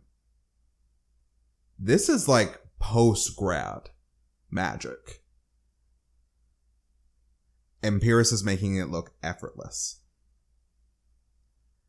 And as Pyrrhus's dance sort of comes to an end in their original position, they sort of snap their fingers, and all of these fireballs just launch at Marcus.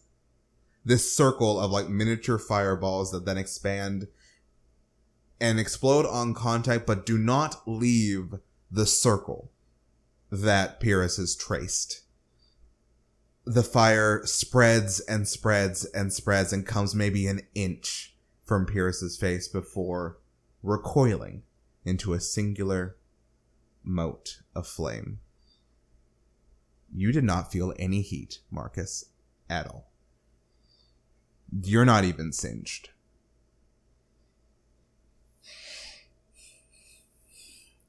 Knew that would happen.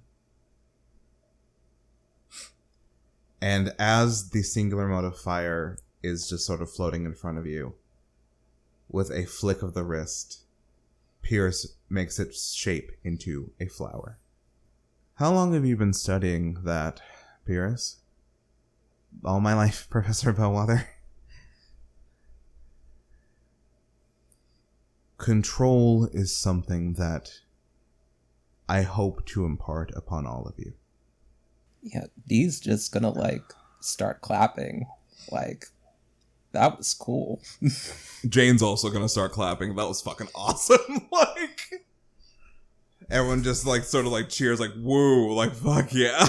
Like, I think Marcus like goes to like reach for the flower, but then it's like, oh, that's fire. But he still tries to like. It's warm to the touch, but it doesn't burn you. It's as warm as Pyrrhus. For as long as it is in existence, he holds on to it. As Pyrrhus's concentration goes to Professor Bellwether, it sort of like flickers and fades into embers. We must know how to control our magic, lest we become something that many would consider dangerous or deadly. For your assignment, I want you all to consider what magic means to you, how it feels when you cast your spells, what is brought up when your magic is used. Maybe question why it looks the way it looks when you do use your magic. I don't need an essay. Put your hand down, Tildy. I don't need a fucking essay. Sorry, not supposed to curse. Not supposed to curse. Sorry, I'm sorry.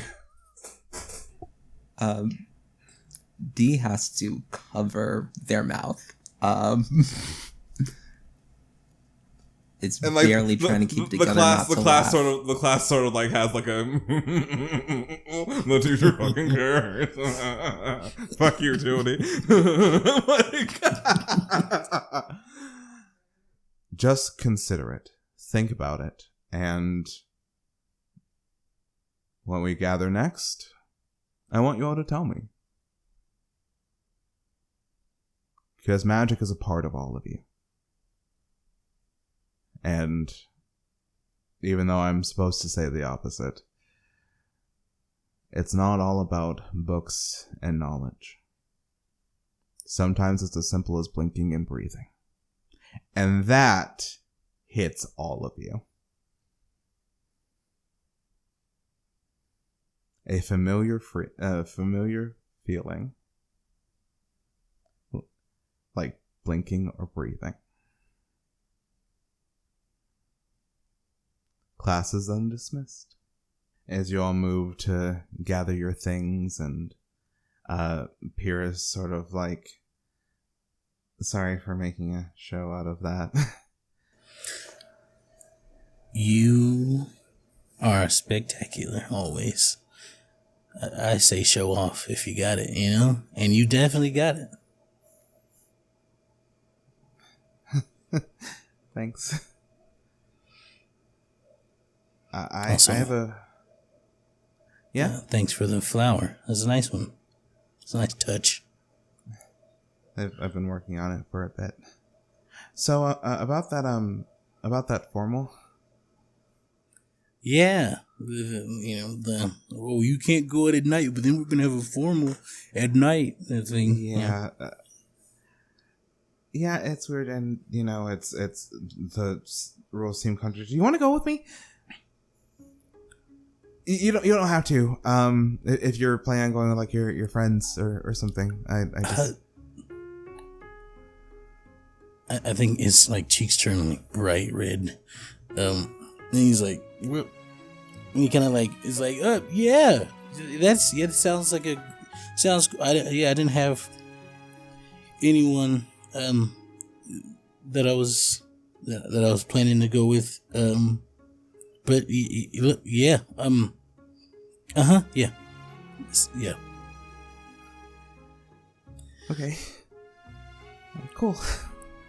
Should we coordinate outfits? Should I wear? We can talk about it later. No, it's fine. Yeah. Yeah, of course. I have a free period right now. I don't really have anything. Okay. Yeah, we can discuss. We can talk about it. Like, and my dorm's like really close to yours, so if you ever want to like down, I'll come over. You know, I gotta wear turtlenecks. It's my thing. I'm wearing one right now. You know, because I noticed. Yeah.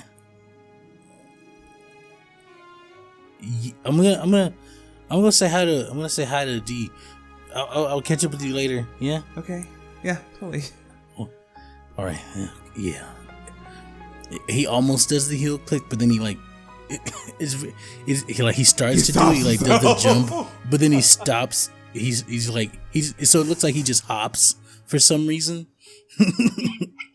And then wait, no, I'm in public. And he's like, hey D.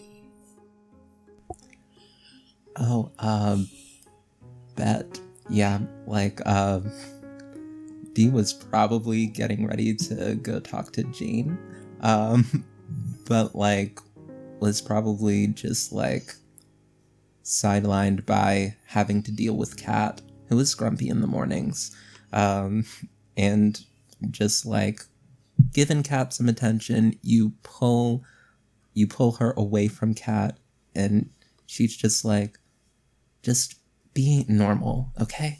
And we'll stand up and be like, and Kat's King. like, How was your summer, King? Oh, man, it was like I came over here because God, look at you. Pierce. Like, have you been hitting the weights? Like, your musculature, the triceps. Wild. Oh yeah. He starts to flex. He's like, he's like, no, yeah, actually I have, because he was gonna start telling you something, but then he just immediately is like, no, yeah, look at this. I think in the background the camera sees like Pyrrhus like, oh, like sort of like staring at like the flexing, and then their friends like, oh, we gotta fucking go. Like, that's for the camera and the audience. Yeah, I was working out a lot over the break. I decided to try out a new regimen, more protein, more fiber too. But yeah, You look good, King. It's working. What can I do you for? I just wanted to say hi. In all actuality, I was a little flustered, so I came over here to talk to you. Pierce just asked me to the ball. Oh, the formal ball. Ball. That's great. Yeah, there was more That's to say. Great. Good. But I couldn't. It was not awkward. I was awkward. It wasn't awkward. Oh, okay. You know what? You can definitely talk. You can definitely come to me as a prefect for anything. No worries. She's gonna reach into her backpack and take out a few condoms. Just take her sex materials. Some dental dams, some plastic gloves, and be like, To be clear, everybody, Kids on Brooms is usually about little teeny boppers. No, this is a college, motherfuckers. These characters are at 20. he is 20 years old, and is yeah, I know everybody's a little weirded out. A bunch of people are missing from school, out sick. We're not sure how the disease passes, but it is good that you felt nervous and came to me. I can help you be prepared. He just got asked out, and you're like, condoms. I will say, Juan, that you probably overhear Detroit going, yeah, a lot of people are sick. You could hop into the conversation, Short King. Yeah, I do hear the conversation about. I'm just off to the side because I was really emotional about this class. Mainly because this is one of the reasons I really enjoy this class, because it speaks to me a lot. That last sentence really hit me hard. But when Marcus came over and talked to Detroit about about being asked out and how he freaked out, I kind of get up and get up, and I don't think they've noticed me because again, and I just kind of slap Marcus in the back. Hey, good job, man. We got to get you. Come on, Muchibo. We got to get you up there, man. Let's get you dressed up and just get you really dressed up, and we got to get you. Got to shine up those shoes, man. Come on. What's wrong with my shoes? No, we got to get you some better ones. For the formal. Now, right. They're fine, just fine for normal day use. I'm sorry, I have to point out, not to turn going. Look, don't fucking scare me like that. Yeah. But we got to get you right up there, right? Because I don't know, she's out of your league, man. I'm just saying. Wow. Okay. Hey, Juan. Good to see you. You're right. Yeah. Hi, Detroit.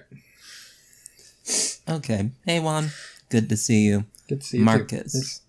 King. Daps King up, and it's just talk to you soon. And is gonna turn and step out because that's a mean thing to say. It's a good thing to say. It's fine. I'm just saying, that kind of brings him up. We got to make sure he looks good. Right. To be clear, for future reference, Pierce's pronouns are they, them. Mm-hmm. Oh, they, them. Okay. Yeah. Also, the closer that you get to Detroit, the more the top of your man bun is sort of quaking. And you just hear a voice in your mind that goes, I'm frightened. It's fine. It's fine. Somehow Teppa the Frog has pushed past the boundaries of your usual connection to say, I'm frightened. I just put my hand on the top of my bun, just kind of comforting Teppo, and just kind of rubbing the back of my head, which kind of looks really weird because I'm just back and forth. But I don't think, is Detroit is cat around? cat's like at the desk, probably just like licking its own genitals. Mean mugging. And Let's will just like sort of turn and just like narrow in on the bun. Yeah, but I don't think the bell's going off, so I don't feel worried about it. You know, No. so like I think it's just one of those like you know, moments. But something else like now just runs through my head. Like I was like, wait, what did you say about being sick? Oh, not. It was in the headmistress's whole thing. There's some illnesses going around. Apparently nobody in, at least the prefect of the health majors, don't really know what's going on with that, how the disease is spread. Like, it's weird. Though I don't know why the curfew is in place to try and curb disease. Like, diseases spread the same in the daytime as they do in the nighttime. The prefects are gonna talk to the headmistress pretty soon, so don't worry about it. Hopefully we'll get the ruling reversed, or at least like loosened, so maybe we can like be out until at least 8 or so. But yeah, we'll see. Yeah, What if it's like a werewolf thing? Like, you know, that's why I know at night. Because there's werewolves.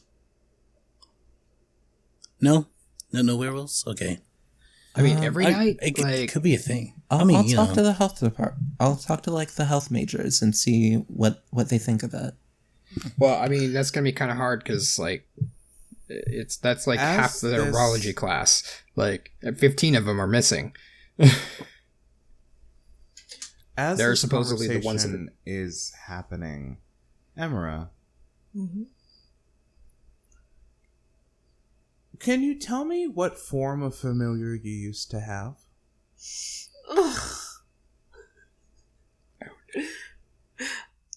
So it was a little rat named Morrow. Like,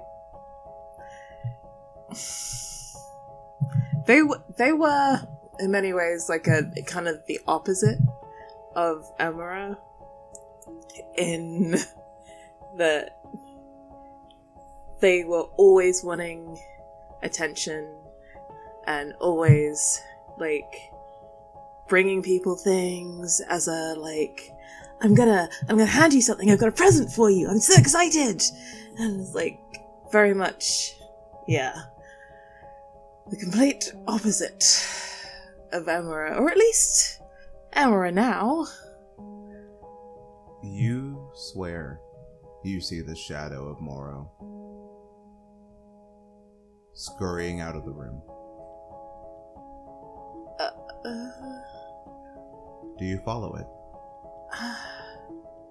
I think there's a moment of shock, and Emera had wanted to talk to Joshua, but they'll find Joshua later. They know whether You almost basically have access to like his apartment on campus. So like there's a moment of, did I what? And we'll kind of scamper out after it. After this vision of Morrow? What? This shadow leads you from hallway to hallway,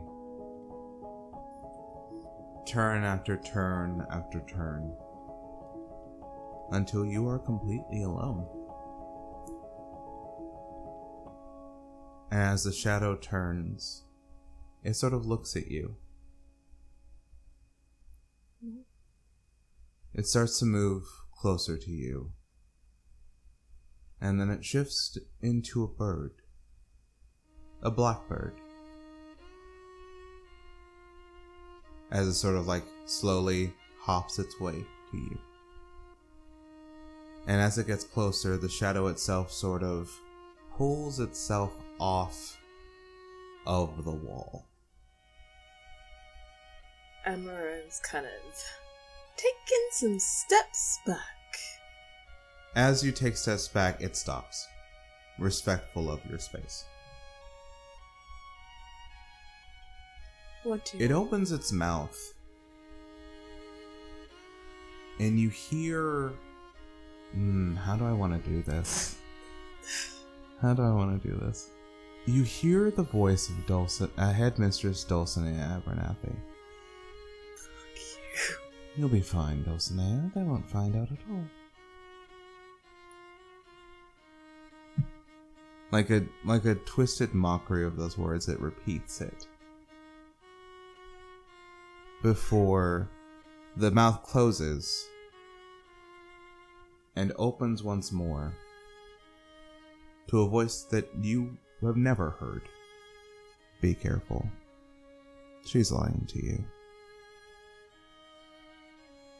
The shadowed bird flies up and very close past you, past your face. Before disappearing into just shadow. Well. Do I get the sense that this was when the voice of Dulcinea was coming out, it was an overheard thing that's being repeated, or it was recorded and it feels like it was overheard. Yeah. And then repeated. Yeah. With a voice that is unfamiliar warning you not to trust her. That she is lying to you. I mean, just reinforcing the fact that I can't, very keep it secret, keep it safe vibes. Already have to hide myself from Dulcinea to be able to stay here. I guess there's more that needs to be found out.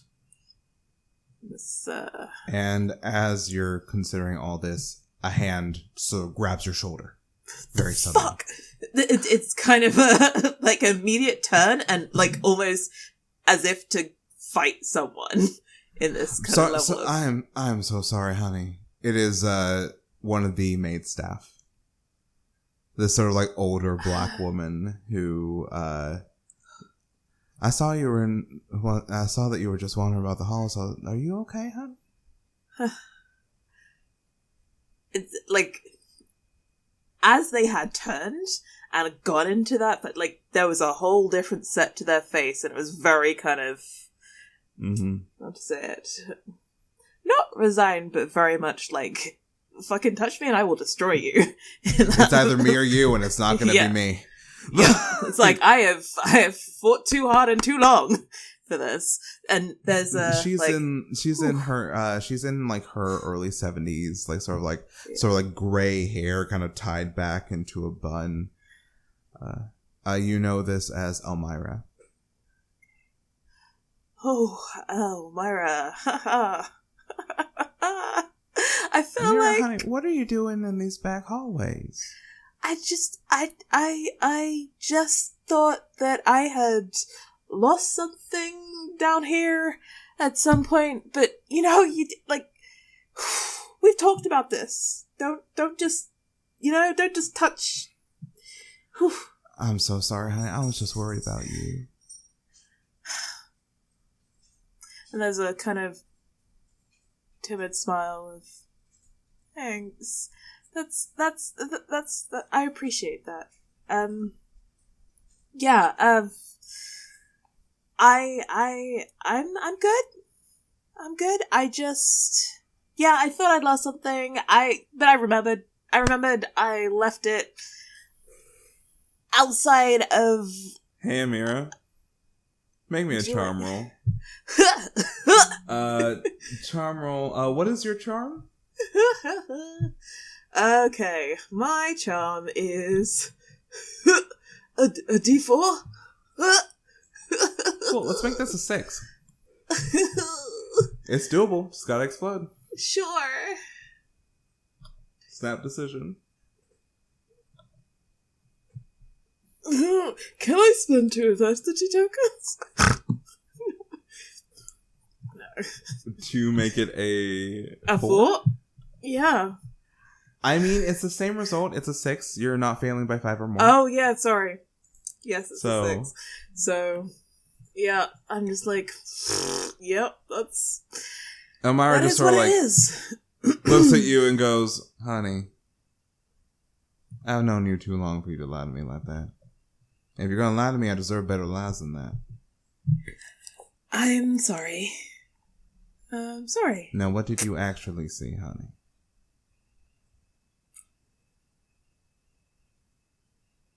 Just someone that I cared about, I thought, and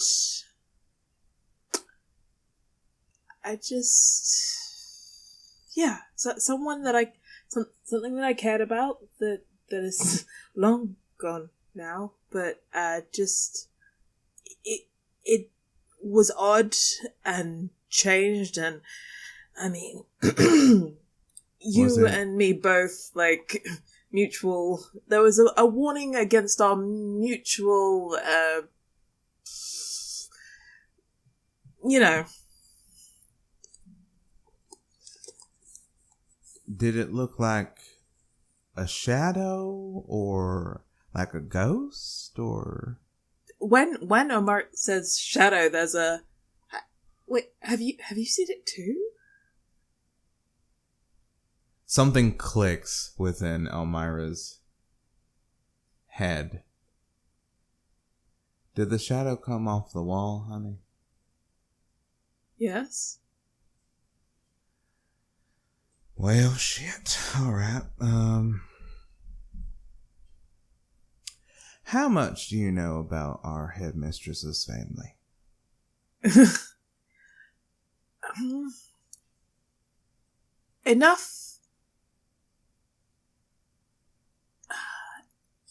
Enough to be here. Come with me, honey. I gotta show you something. And Elmira, instead of going down the hallway, she goes to a nearby wall and very pointedly looks at you like, you better remember this. And then taps the wall 3 times near the top, near the height of her, 2 times towards the middle, and 1 times towards the lower third of her. And a door opens in the wall. Okay. Amara takes note.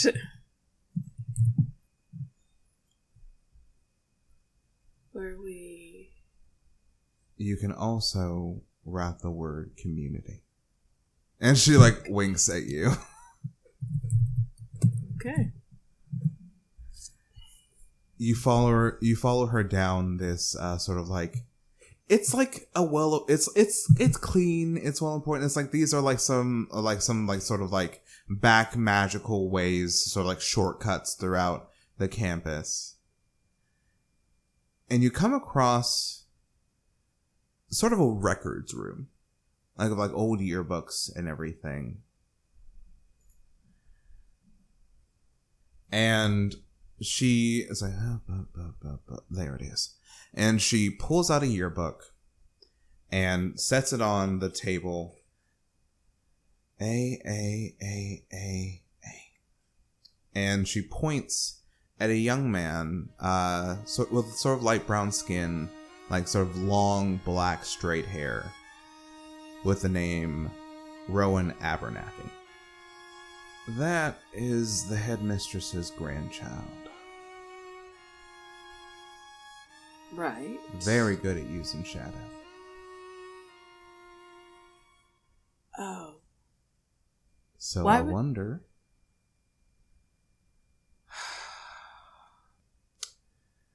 Do you have a phone on you? Who would I call? I don't need you to call. I need you... Do you have one of them music apps? I just have a... I've got a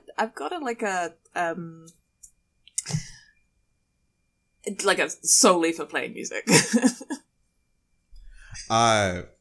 she sort of like takes it like it can probably access podcasts too. Yeah. She pulls up a podcast known as A Midnight Dip, hosted by one Ty Evans of Blackbrook, Washington. She pulls up one of the more recent episodes and sort of skims forward. In other news, a large spectral blackbird graced the skies of our town today, as recent visitor Rowan Abernathy found exactly what they were looking for. To Rowan and wherever they go, we wish you the best of luck. Oh, yeah. I mean, it very well might have been Rowan. It turned into a blackbird, but you know what? It was kind of disrespectful that it took the. Yeah, it's fine. Knowing Rowan, I think they wanted something that would have drawn your attention. Not to be malicious, but to pull you away. To make sure you listened. Yeah. Just be careful, honey. Because if I think what happened in that town, we're going to have one pissed off mage on our hands. I hear that. The headmistress seems to upset a lot of people. Well, as soon as she runs her school like it's segregation times, I don't see why she doesn't. Yeah, well.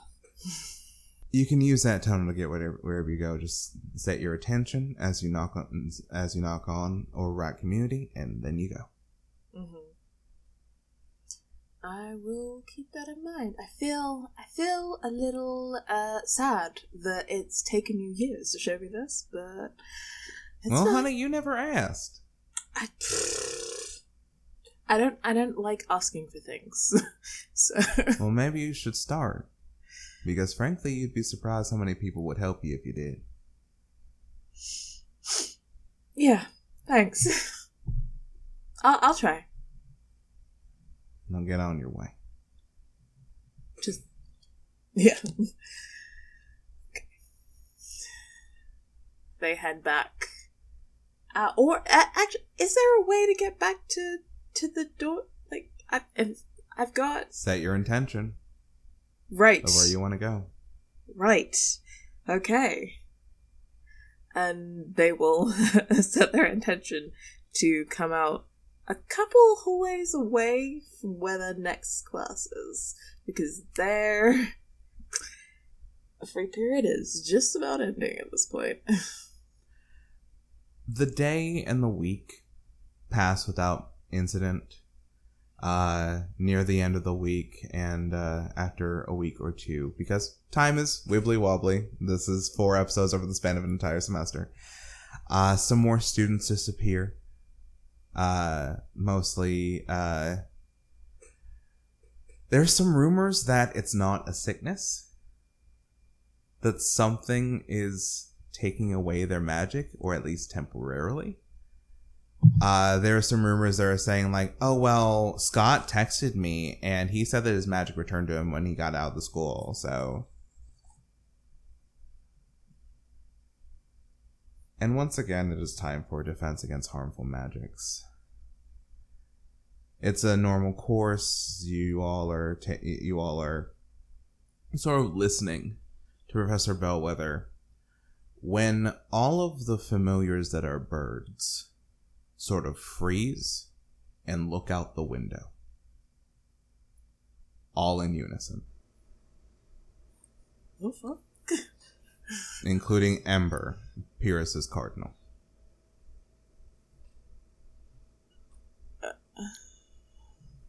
Is this like a show or something?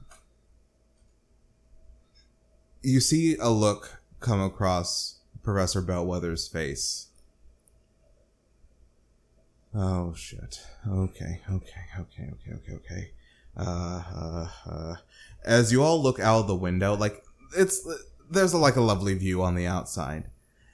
You look out the window and you see the sky start to darken more than the clouds of winter as a large, looming, spectral blackbird rises from the shadows of the farthest spot of the campus and spreads its wings as a 1993 maroon Ford Ranger barrels through it and out of it, driving in and sort of skidding, sort of drifting as D, you would know this, and I think Juan, you would know this. As flames sort of come out of the engine, and you kind of clock, those are infernal. The truck comes to a stop, sort of like dinging the statue of Dulcinea Abernathy in the quad. The large spectral blackbird fades into just a regular blackbird as it flies up, circles the truck, and two figures come out. One a bit rough and tumble, short black, cropped black hair, a black young man with a bit of like hellfire in his eyes, dressed in sort of like flannels and like sort of like this is a person that's on the go always. And another, and you would recognize this face, Amira, Rowan Abernathy, with long curly hair as if they've stopped straightening it, steps out as the blackbird flies and it seems to swoop just as it's about to fly past Rowan, changes its shape into a taller, darker skinned man with dreads.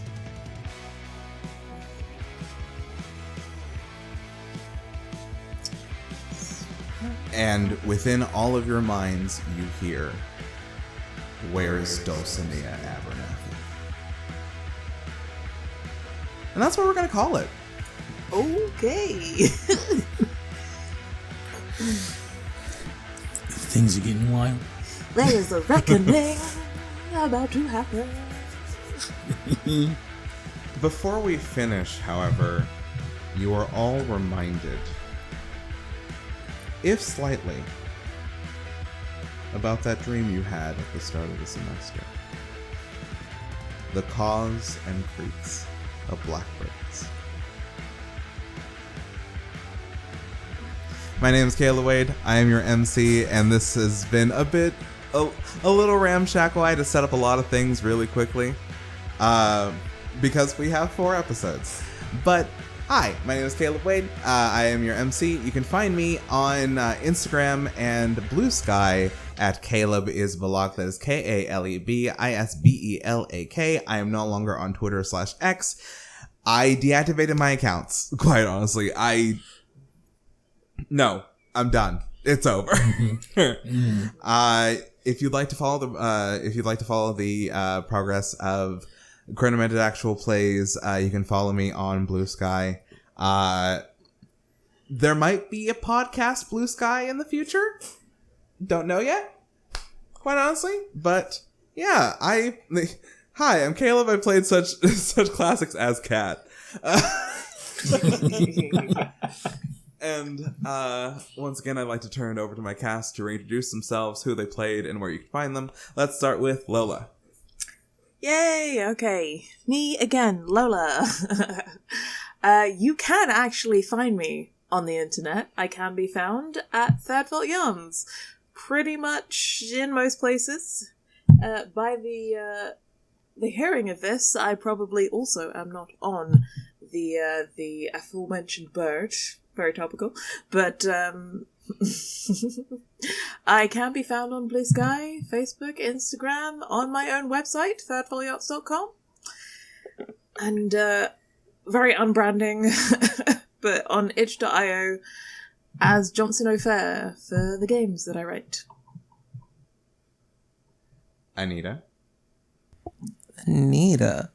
That's me, everybody. I have been Detroit DeVille. We both use she, they pronouns. And yeah, you can find me at Anita the Lesbian. That is Anita the Lesbian on the Twitters and the TikToks. And you can also find me at Elliot Andrews Productions, where I am a recurring cast member on the Infinity City podcast, a mask sort of actual play / story. And it's great. It's fun. I'm a soldier there, and I might have a pet lion coming soon. Who knows? We'll see what happens. But I'll pass it back to you, Kaleb. Exto.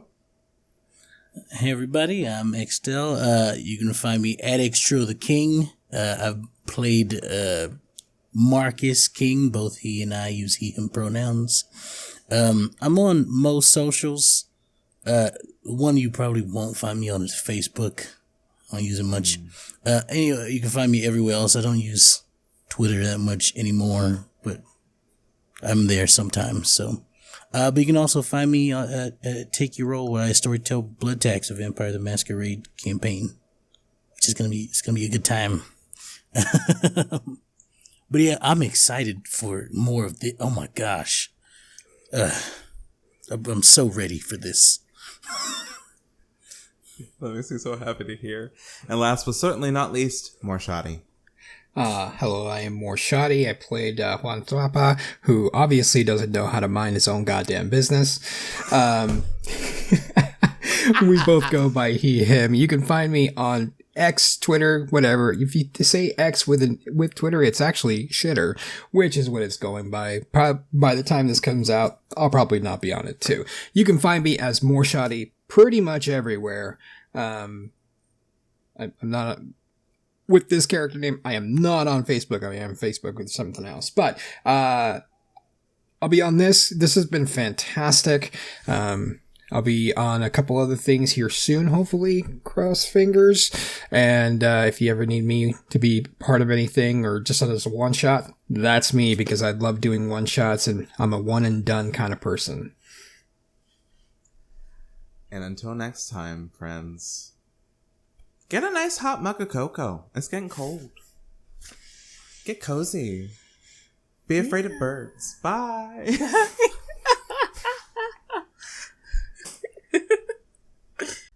Thank you for listening to Abernathy Academy, a Kids on Brooms game for Crend-Demented actual plays. This season was recorded in Riverside.fm and edited in Audacity, with music and sound effects from Epidemic Sound. This podcast is produced, edited, and emceed by Kaleb Wade. Hey, that's me, the voice that is saying all this right now. Our third season performers are Anita, Extel, Morshadi, and Lola. If you'd like to follow the development of the podcast and get updates on when episodes are coming out, please feel free to follow me on Blue Sky and Instagram at KalebIsBelak. That's KalebIsBelak. I'm not sure if there will be a podcast Blue Sky, but I am thinking about it. Links to where you can find our cast will also be in the description below. If you've enjoyed this podcast, please consider leaving a rating and review on wherever you find us and follow.